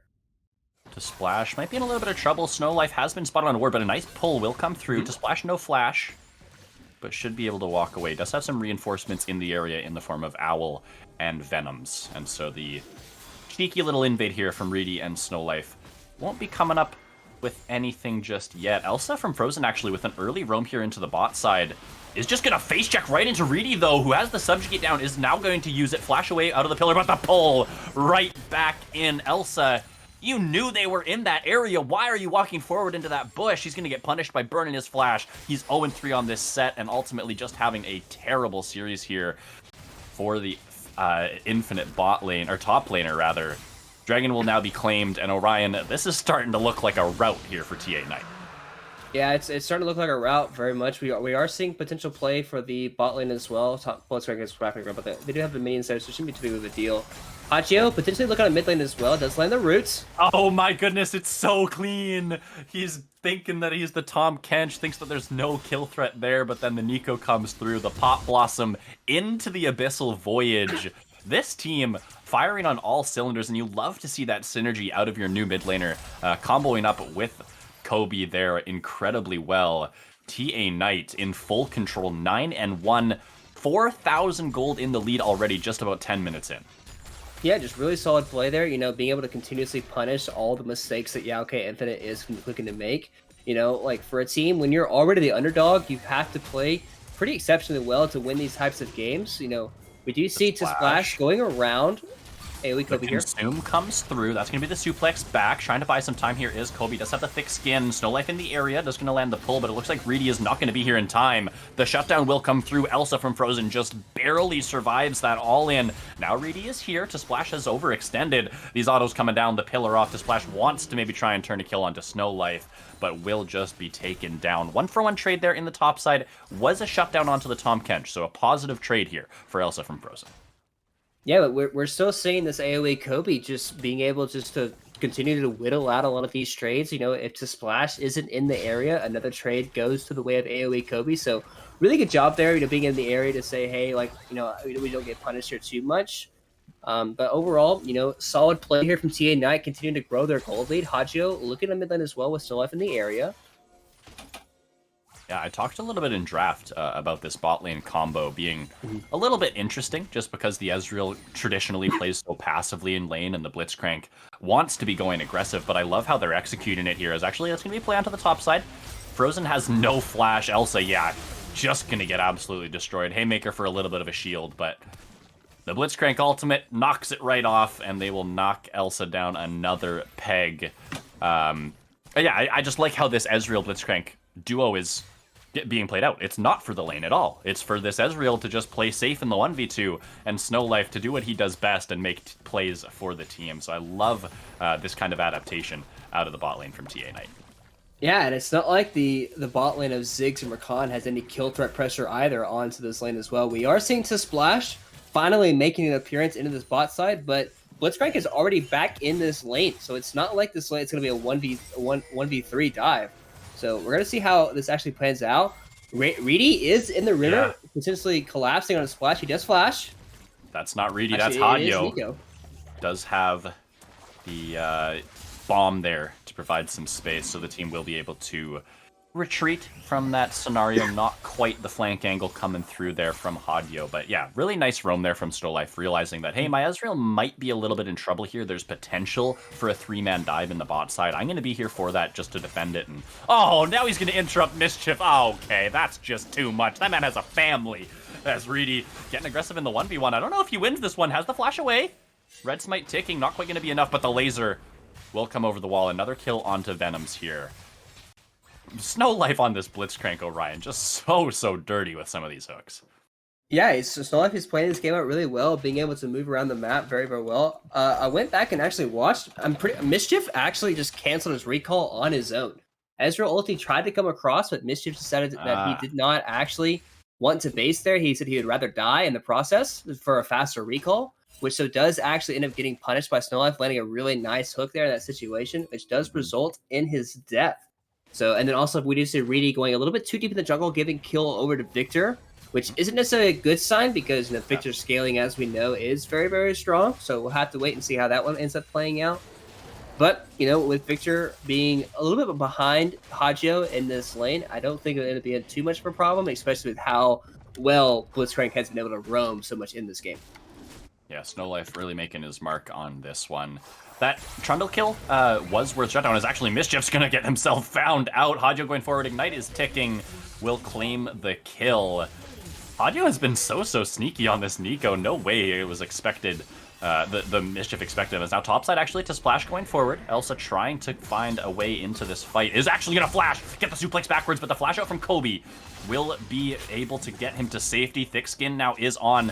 Incredibly played here by the top laner from TA Knight. The last turret shot just barely claiming the life of Elsa. And now Kobe wants to go for the 1v1. It's a 2v1 that actually goes his favor. This Tom Kench is looking so strong.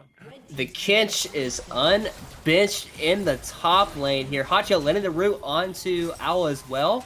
Still alive, looking for the hook, maybe. Knock up, lands. Throwing everything at Owl, who finds his screen gray for the third time this game. Kobe, though, on this top side is absolutely feeling himself in these matchups. Slapping away with his tongue lash, getting things done on the TK. I have to commend him for that play. Snow Life is going to trade flashes with Venoms there. Nice respect flash out of the Victor.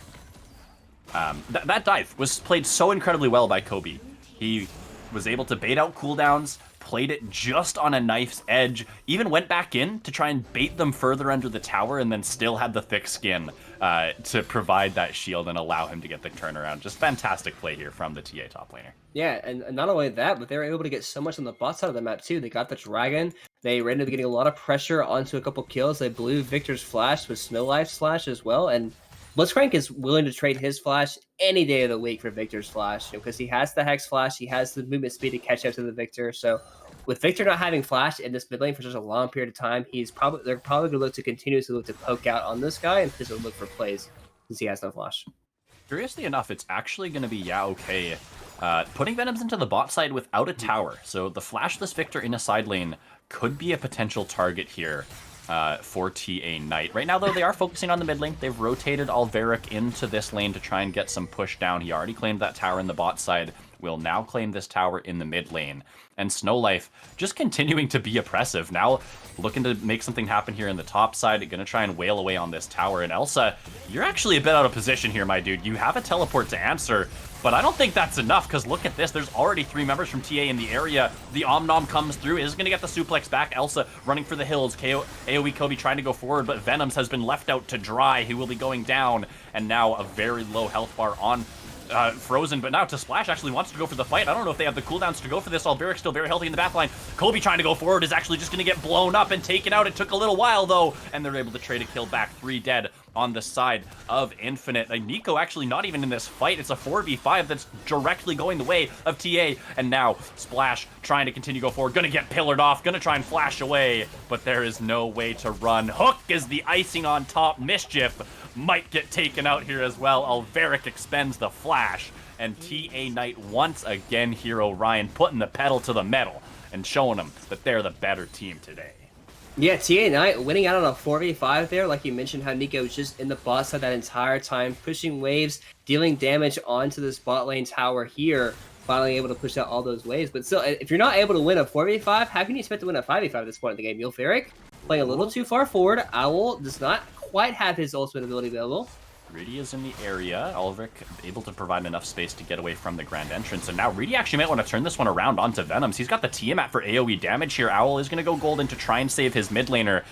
Will be able to save him for the time being. Teleport from Elsa the Frozen. This fight on the top side has been going on for so long, Orion. The pullback is just going to land. That's going to be the haymaker over the back, but Venoms will not be long for this world. Alveric is still alive, and now Hadyo has joined the fight. Elsa from Frozen and to Splash want to fight this one out, but look at this reinforcement still coming through from the side of TA. To Splash in the front lines. No flash available. He expended that in the last skirmish here. Is actually going to live a little while longer, trading his life for the enemy AD carry. That's a shutdown onto Elsa.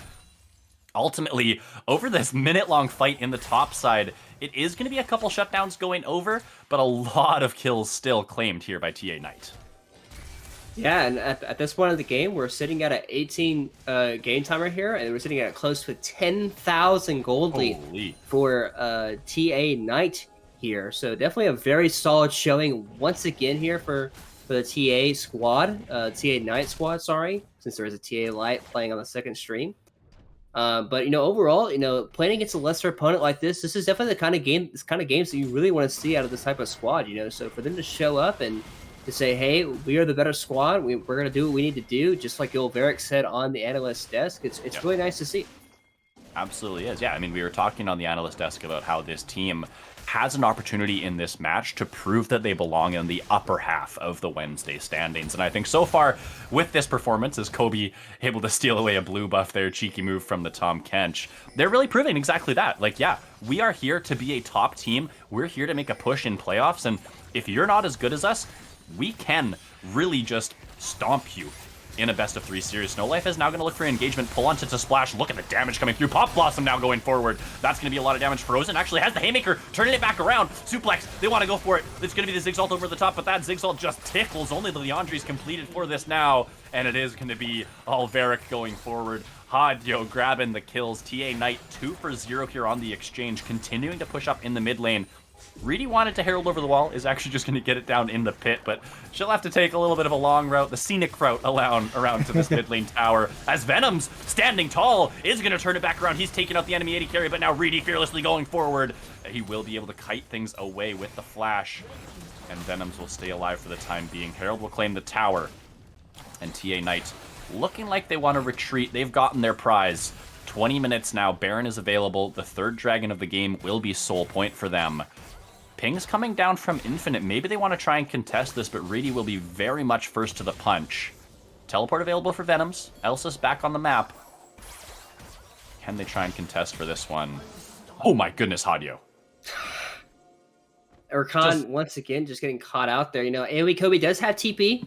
It does look like he is sitting in base for a little bit, potentially considering it, but realizes that he doesn't have to actually use the TP there. But, you know, at this point in the game, TA Knight is doing a little bit of damage boosting here for the stats. They're kind of just taking a bunch of ego fights, saying, hey, we're 10,000 gold up. You know, let's try to boost some of our numbers. Let's try to boost up our KDAs. You know, unfortunately for Yoveric, rooting his KDA there, Eing forward onto a Victor that still had ulti.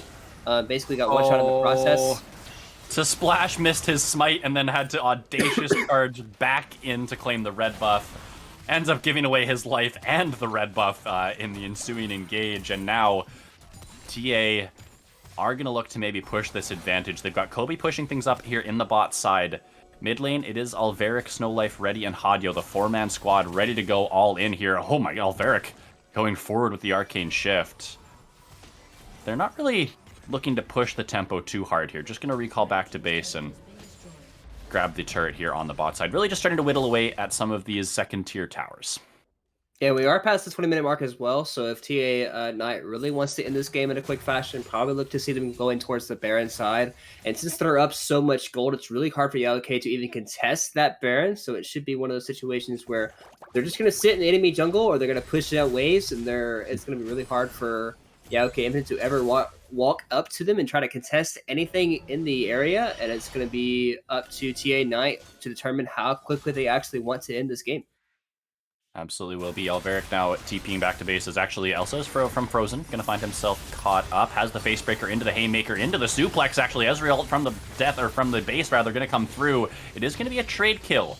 Elsa from Frozen able to provide enough utility there to trade his life for the enemy junglers. That's going to be another shutdown kill going over into their pockets. But we're looking at some of the scaling options here. Owl overstepping a little bit. The scaling options here for Alveric are now in. Manamune, fully completed, Essence Reaver in inventory, and the Divine Sunderer. This is when the Ezreal really is going to start peaking with his damage over the next, few minutes. Yeah, and a lot of the items that are being completed on the side of Yaoke Infinite you're probably only seeing Mythics and about a spare change, maybe another item. So for Ezreal to be sitting on 3, for Hajio to be sitting on close to 2 as well with a fully stacked Dark Seal as well. Those guys are going to be pumping out a lot of damage. And it's going to be really hard for Yaoke to return a lot of that damage being placed onto them as well. So really look for, TA Knight to hopefully clean out this game instead of wasting a lot of time here. Instead of for Reedy, trading his life there, that 1v1. Probably not what you want to see. Obviously, we are up 10k gold, so it's not like the end of the world he dies there. But, if you're looking to be a very top of the table team, you want to be able to close out these games in very quick fashion. So I want to see how quickly TA Knight is able to close out this game, so that way we're really able to determine just how cleanly TA Knight is willing to play this game. Absolutely. Baron has now been started. A couple of words dropped in the pit here from To Splash, and Owl wanted to get vision of that. It is going to be the TP into the pit for Kobe. Last game, it wasn't even Infinite able to go for a fight here in this scenario, but now Kobe wants to force the fight going forward, pull onto the Splash. Are they going to find the damage? Haymaker is going to be in, Suplex onto the backside, Snowlife is going to be the focus here for Elsa. It's going to be Kobe, though. Look at the zone here, actually eating up Hadio, keeping him alive, and it is going to be 3 members all falling down. Mischief trying to get on out of there, but this time the Yordle will not live. It's an ace for TA Knight. Should be an easy Baron pickup, and Orion, I think that this Baron Bush might just spell the end here for Yaoke Infinite. Yeah, they had to attempt something. When you're down 10,000 gold, giving away the Baron basically just means you're just surrendering the game over anyways. Yep. So you can't fault them for going for this type of play.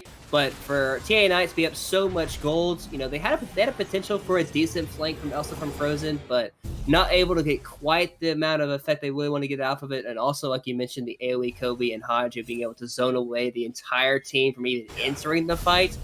basically resulted in TA Knight getting a clean ace there, a 5-0, and the Baron, which is going to result in a huge push here. Potentially looking at maybe even 3 inhibitors or even the game itself. We could even see a pit stop for the Dragon that's spawning in about 30 seconds or so. So that's probably like destination number 1. It does look like they're contesting this, but they're down about 14,000 gold, so it's going to be very hard to contest. And they have Hullbreaker on the set, so definitely not a team fighting build. They're actually going to get pulled in. Has the Hatebreaker to buy some time. Pop Blossom onto 3, as it is going to be the Nico damage coming through. Owl, Mischief, and Venoms are all still alive, but it's just 3 versus 3. Hajo and Kobe and Alveric still alive on the side of TA Knight. They're going to grab another kill as Owl does fall. Venom's got nowhere to run. He's got no flash, and so he will go down. And it looks like Dragon won't even be taken here. Soul not required. They've got the Baron buff, and they want to walk it in. Alveric's got so much damage. WQ pop him like a something, like a pimple. He's gone. And now they are on the victory march. 10 seconds here on some timers. Maybe this won't quite be the victory push, but they are going to claim an inhibitor, and TA Knight, you gotta feel like it's just a matter of time. It is indeed a matter of time here. You know, we have Ezreal sitting on getting closer and closer to 4 items. Nico completed her 3rd item as well. Both champions sitting on very high KDAs as well. Yeah. So it's really hard for Yaoke Infinite just to do anything in this type of game when you're down just so much gold. Especially for a champion like Set, like you mentioned for Hullbreaker, you really don't want to be team fighting because the item efficiency just gets so lowered if you're not actually in a side lane by yourself. And in a game like this, you can't be in a side lane because even though you have Hullbreaker, you probably still lose out on the side at this point in the game. So, you know, overall, we're just really looking for TA Knight to, you know, dot their I's, cross their T's, destroy the Nexus, and we will be able to move on to the next set of games. They're looking to do exactly that. Oh, the pull from Snowlife, just going to go wide. Hero minion there, tanking that one up for Mischief. But yeah, you're absolutely right. They've gotten their Dragon Soul. It is the Infernal Soul now for TA Knight, and they're going to look to walk things into the base. Snowlife stepping forward here. A little bit of extra movement speed on the Shrilly as the pull will go wide, though. They do grab the inhibitor, and now the siege onto the Nexus towers will be coming through. Reddy has found a little bit of a pick off here. Pillar down onto Venoms, but not too much damage following up on that one. It's going to be one final stand here for Infinite, but Snowlife is going to try and make it impossible. He's found the pick off, and that's going to be the mid laner dead. Owl now looking for the engagement. He's going to find a 5-man charm. That's actually going to be a really big Ziggs bomb, but the wallets are just too dang big here for TA to splash will be the next to fall. 4 already in the death chamber. Mischief stands alone, and he's not going to be standing for much longer. Gets taken out, ripped apart, and TA Knight have found a convincing 2-0 victory. Alveric's hair can live another week. Yeah, that was a really good attempt by Yaoke Infinite, landing a lot of their key abilities onto multiple people, but you know, when you're down at the end of the game, 18,000 gold at 27 minutes, you could land all 5 abilities on all 5 people all at the exact same time, you're still going to lose the fight. Yep, you sure are. TA Knight just show up in the base, get 1 hook, and that was kind of the story of the game. Snowlife's hooks really just dictating the tempo from the very beginning of this one, and once he was unleashed on the map, with Alveric able to find some safety in the bot lane, was able to continue pushing the tempo there. So nice 2-0 victory here for TA Knight. Unfortunately for Yaoke Infinite, they are going to drop another game here, but moving forward, I think there's definitely some things, Orion, that they can take from this series. Yeah, for sure. I mean, I think, you know, when the enemy team is able to blind Tom Kinch into your top laner and you pick Aatrox and Set, you're probably expecting to win those matchups. And when AoE Kobe just has the kind of games that he had, it makes it very easy for the rest of his team to actually play out some of those games. And before they say, hey, my top laner is going to win, even though he's in a little bit of a disadvantageous matchup, and there's not much the enemy top laner can even do about it. So, yeah, absolutely true. Just, yeah, like you said, winning out on matchups that he has no business winning. So yeah, it's just a player diff for Kobe on that one. It looks like we're going to try and get Kobe for an interview here after that victory. So give us a couple minutes to set that up. But while we're doing that, Orion, I need an MVP for this series. Who you got?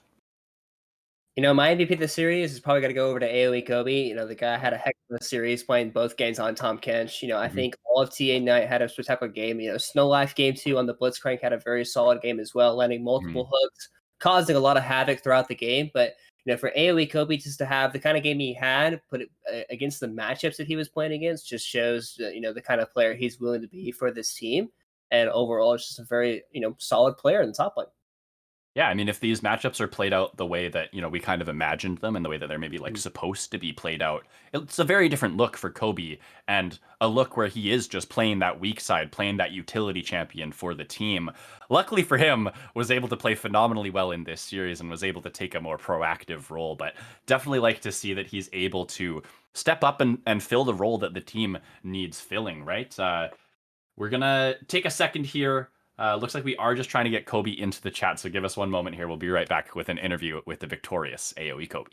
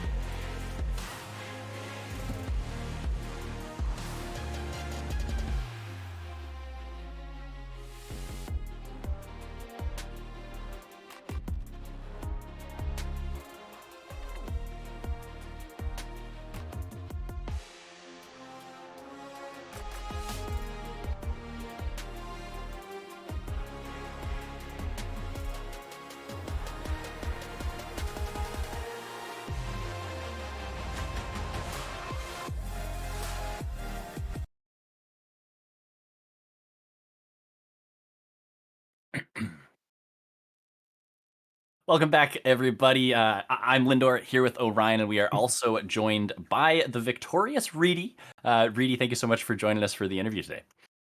Oh yeah, big fan, big fan. Thank you for having me. Yeah, we appreciate you taking the time. The first question I have for you here, obviously a couple dominating victories there for you guys against OK Infinite. I want to talk about the creative jungle pathing that you had in game one, going from your own red buff to then steal away the blue and the Gromp and then head into the top side gank. Was that something that you had pre-planned for that matchup, or was it the kind of scenario where you realized you had the opportunity for it and kind of decided in the moment? I mean, it was definitely like a play that entertained my mind, like all wings, even like solo queue, like being able to just like, because the thing about my picks that I picked this series was that like even Zen and like Trundle, they're not really good at like clearing AOE camps. They can't really full clear by like Yeah. 315. So I mostly just looked to invade because I thought that the jungle matchups were really good. Also, honestly, I think game one was more on a whim because we saw that they came to. We knew that he started bot because their bot lane came late, and we knew Mhm. that also we had vision on their top side. So I just thought that'd be better if I just 3 camps into Aatrox because I know that Aatrox versus like DK have so much set up top. Yeah, I don't know if you saw it, but it was actually to Splash going for a Raptor start in game one. And so he was even a lot slower to kind of reply to your invade there. So yeah, it was definitely a good look. You got the first punch in the top side and were able to turn that top side matchup kind of on its head from what we were kind of expecting it to go. So yeah, wanted to give you a shout out on that one. I thought it was really creative pathing and really optimizing, the champion picks that you had. Yeah, I just love like fighting. Honestly, like I'm a jungler, but I just love like brawling, like just straight fist fighting. Just like flipping the game level one. Yeah, so a bit of a Street Fighter player, I see. Yeah, for sure. Nice.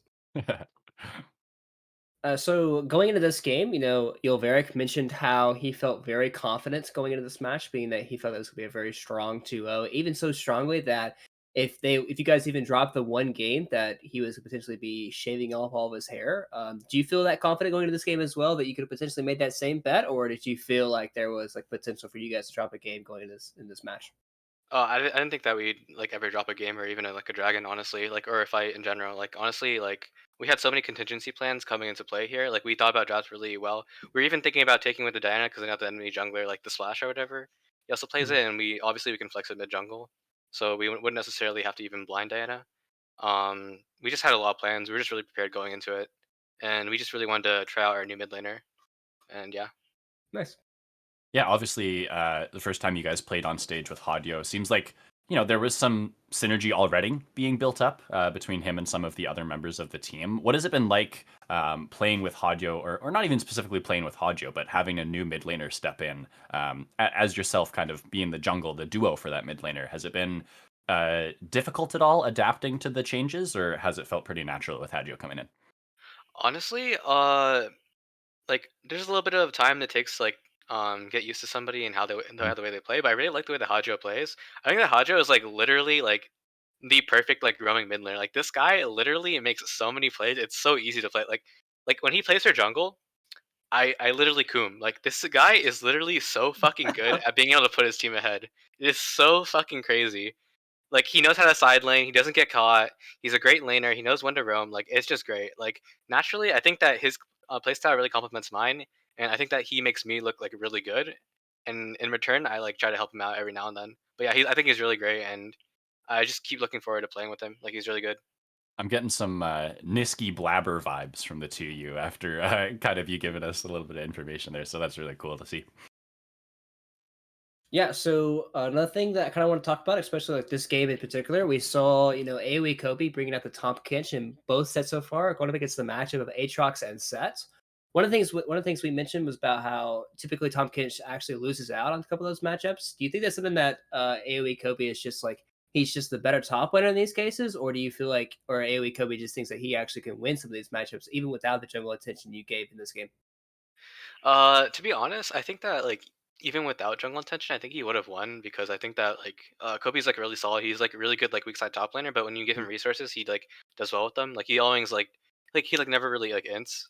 Like he's like always super solid. He like always knows what to do in the lane matchups. Like you said, game one like Aatrox Q can be used to like space Tom Kench. And it's really hard for TK to actually get on him. Mhm. But that doesn't really matter if he gets a lead early. And I just feel like with the way that their top lane was like managing the wave, it was just really easy to punish. And I think that Kobe felt the same way too. Like Yeah. we just saw opportunities all across the board, and we just tried to go for it. And I think that was most exemplified with our cross map movement in game two when we picked Blitz. Yeah. Yeah, we talked a little bit on the analyst desk before the cast today about how Snow Life is kind of that catalyst for you guys, and especially on the roaming pick like the Blitzcrank was really able to, yeah, exemplify that play style. Had a couple really nice picks in some of the mid game skirmishes. Um, Looking ahead at your next week matchup here, Reedy, you guys are going up against your sister team actually in TA Light. Ooh. Is this a team that you're familiar with, given that you kind of belong to the same organization? And how do you feel confidence level wise heading into that matchup? To be completely honest, I don't even know who's on TA Light. Like, Okay, okay. I don't even know. Like, I think I can just like look it up in my like org's like Discord or something. But like to be honest, we're pretty confident going in. We'll just like look to scrim, look to prepare the same. Like we always Mhm. try to be prepared. Like we joke around in like comms and shit, but like at the end of the day, like we all want to win and we all try really hard to win and we all try to prep. Also, Snow Life is my favorite e-girl by far. Good to Nice. hear. That's it for me, Orion. Do you have another question? Just overall, just in terms of looking at the Wednesday group, do you feel like there are any teams besides maybe Hard Hat that are potentially looking for the top of the table, or do you feel like Hard Hat is the top dog? And what do you guys feel like you have to do in order to compete with those guys going into potentially the playoff run that you guys are looking to make? I mean, to be honest, like, I don't know, like anyone else besides like Hard Hat, Exodus, and like maybe like Dorado. But to be honest, like, there's nobody that's better than Hard Hat. Mhm. That we're looking at in terms of like our opposition. like by far, like when we look at Exodus, when we look at like yeah, okay, like they're just not as good as Hard Hat, and like we're just like trying to work up right now to be able to like build up and try to challenge Hard Hat because I think that they're the team to look at right now, honestly. We've been hearing Okay. that from a lot of players and a lot of analysts. Hard Hat have definitely looked like the team to beat, at least in the Wednesday standings. So, congratulations again, Reedy, on the win, and thank you for the interview. We appreciate the time. Yeah, thank you so much. I have to go get my Costco chicken now. Goodbye. All right, good luck. Thank you, everyone, for joining us tonight. Maybe head over to our second channel, see if that game is still going on. Otherwise, we'll see you for some more CCS action tomorrow. On behalf of myself, Orion, and the production crew, thank you guys for watching, and we'll see you next time. Have a good night.